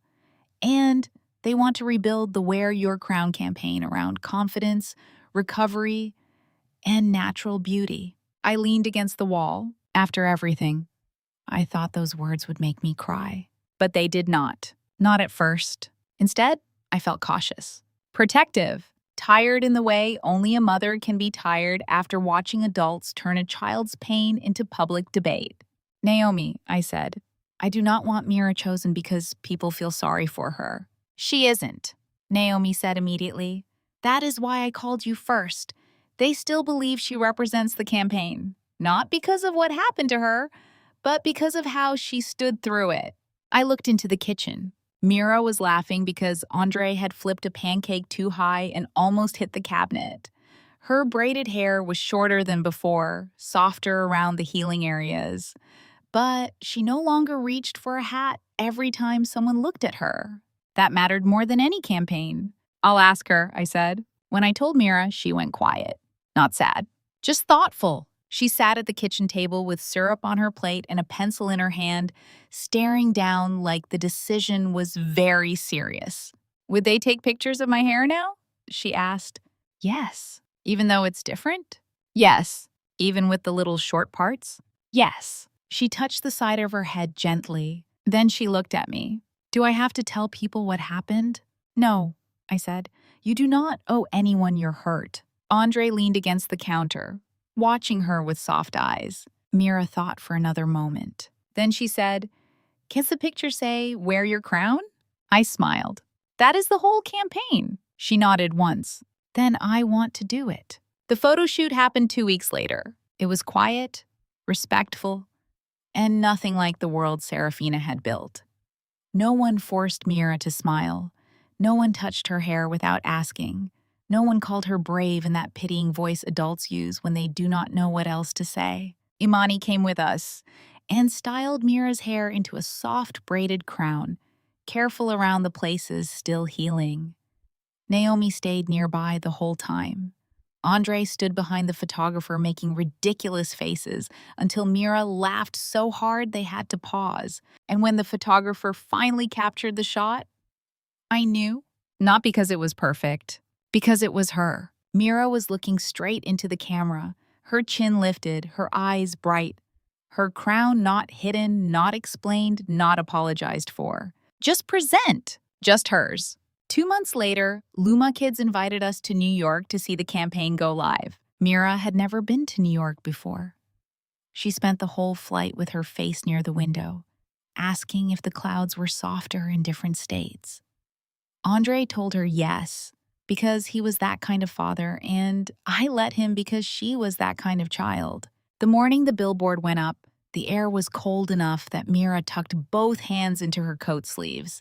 She wore a warm scarf, little boots, and her hair braided lightly around her head.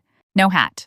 We walked into the square together, surrounded by taxis, tourists, giant screens, and noise that seemed to come from every direction at once. Mira held my hand on one side and Andre's on the other. "Is it big?" she asked. Andre smiled. "Pretty big." "How big?" I looked up at the dark screen, waiting to change. "Big enough," I said.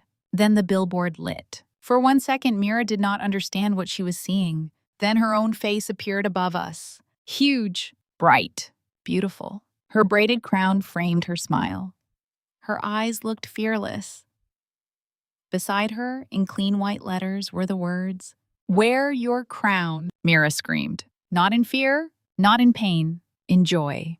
"That's me!" she shouted, jumping up and down. "Mommy, that's me!" Andre pulled both of us into his arms, and I felt him crying before I saw it. I looked up at my daughter's face shining over the city and remembered the lavender hat. I remembered lifting it with shaking hands. I remembered the blisters, the blood, the shame Seraphina had tried to plant in my child's heart. And then I looked at Mira beneath that billboard, laughing with her whole body, pointing up at herself like she could not believe the sky had made room for her. That was when I finally cried. Not because of Seraphina, not because of Bennett, not because of my parents or the money or the court cases or the years I spent begging people to see the truth. I cried because my daughter was still shining. Seraphina thought if she destroyed Mira's hair, she could steal her light. But some children are born like the sun. You can cover them for a while. You can lie about them. You can make them hide under a lavender hat and call it help. But you cannot make them stop shining. People ask me now if what I did was revenge. Maybe it was. Maybe part of me wanted to watch Seraphina lose the empire she built with my stolen inheritance. Maybe part of me wanted Bennett to feel, for once, what it was like to have the truth stand over him and refuse to move. But when I think about that night in the red dress, I do not think of revenge first. I think of evidence. I think of my daughter's hand in mine. I think of every adult who looked away until I forced them to look. And I think of the lesson I will teach Mira for the rest of her life. Some people will call you bitter when you stop being obedient. Some people will call you dramatic when you stop protecting their lies. Some people will call it revenge because they hate consequences. But protecting your child, your home, and your future is not bitterness. It is survival. And if you have ever had to cut off toxic family to protect your peace, then you already know. Sometimes healing does not begin with forgiveness. Sometimes it begins the moment you stop hiding, lift your head, and wear your crown.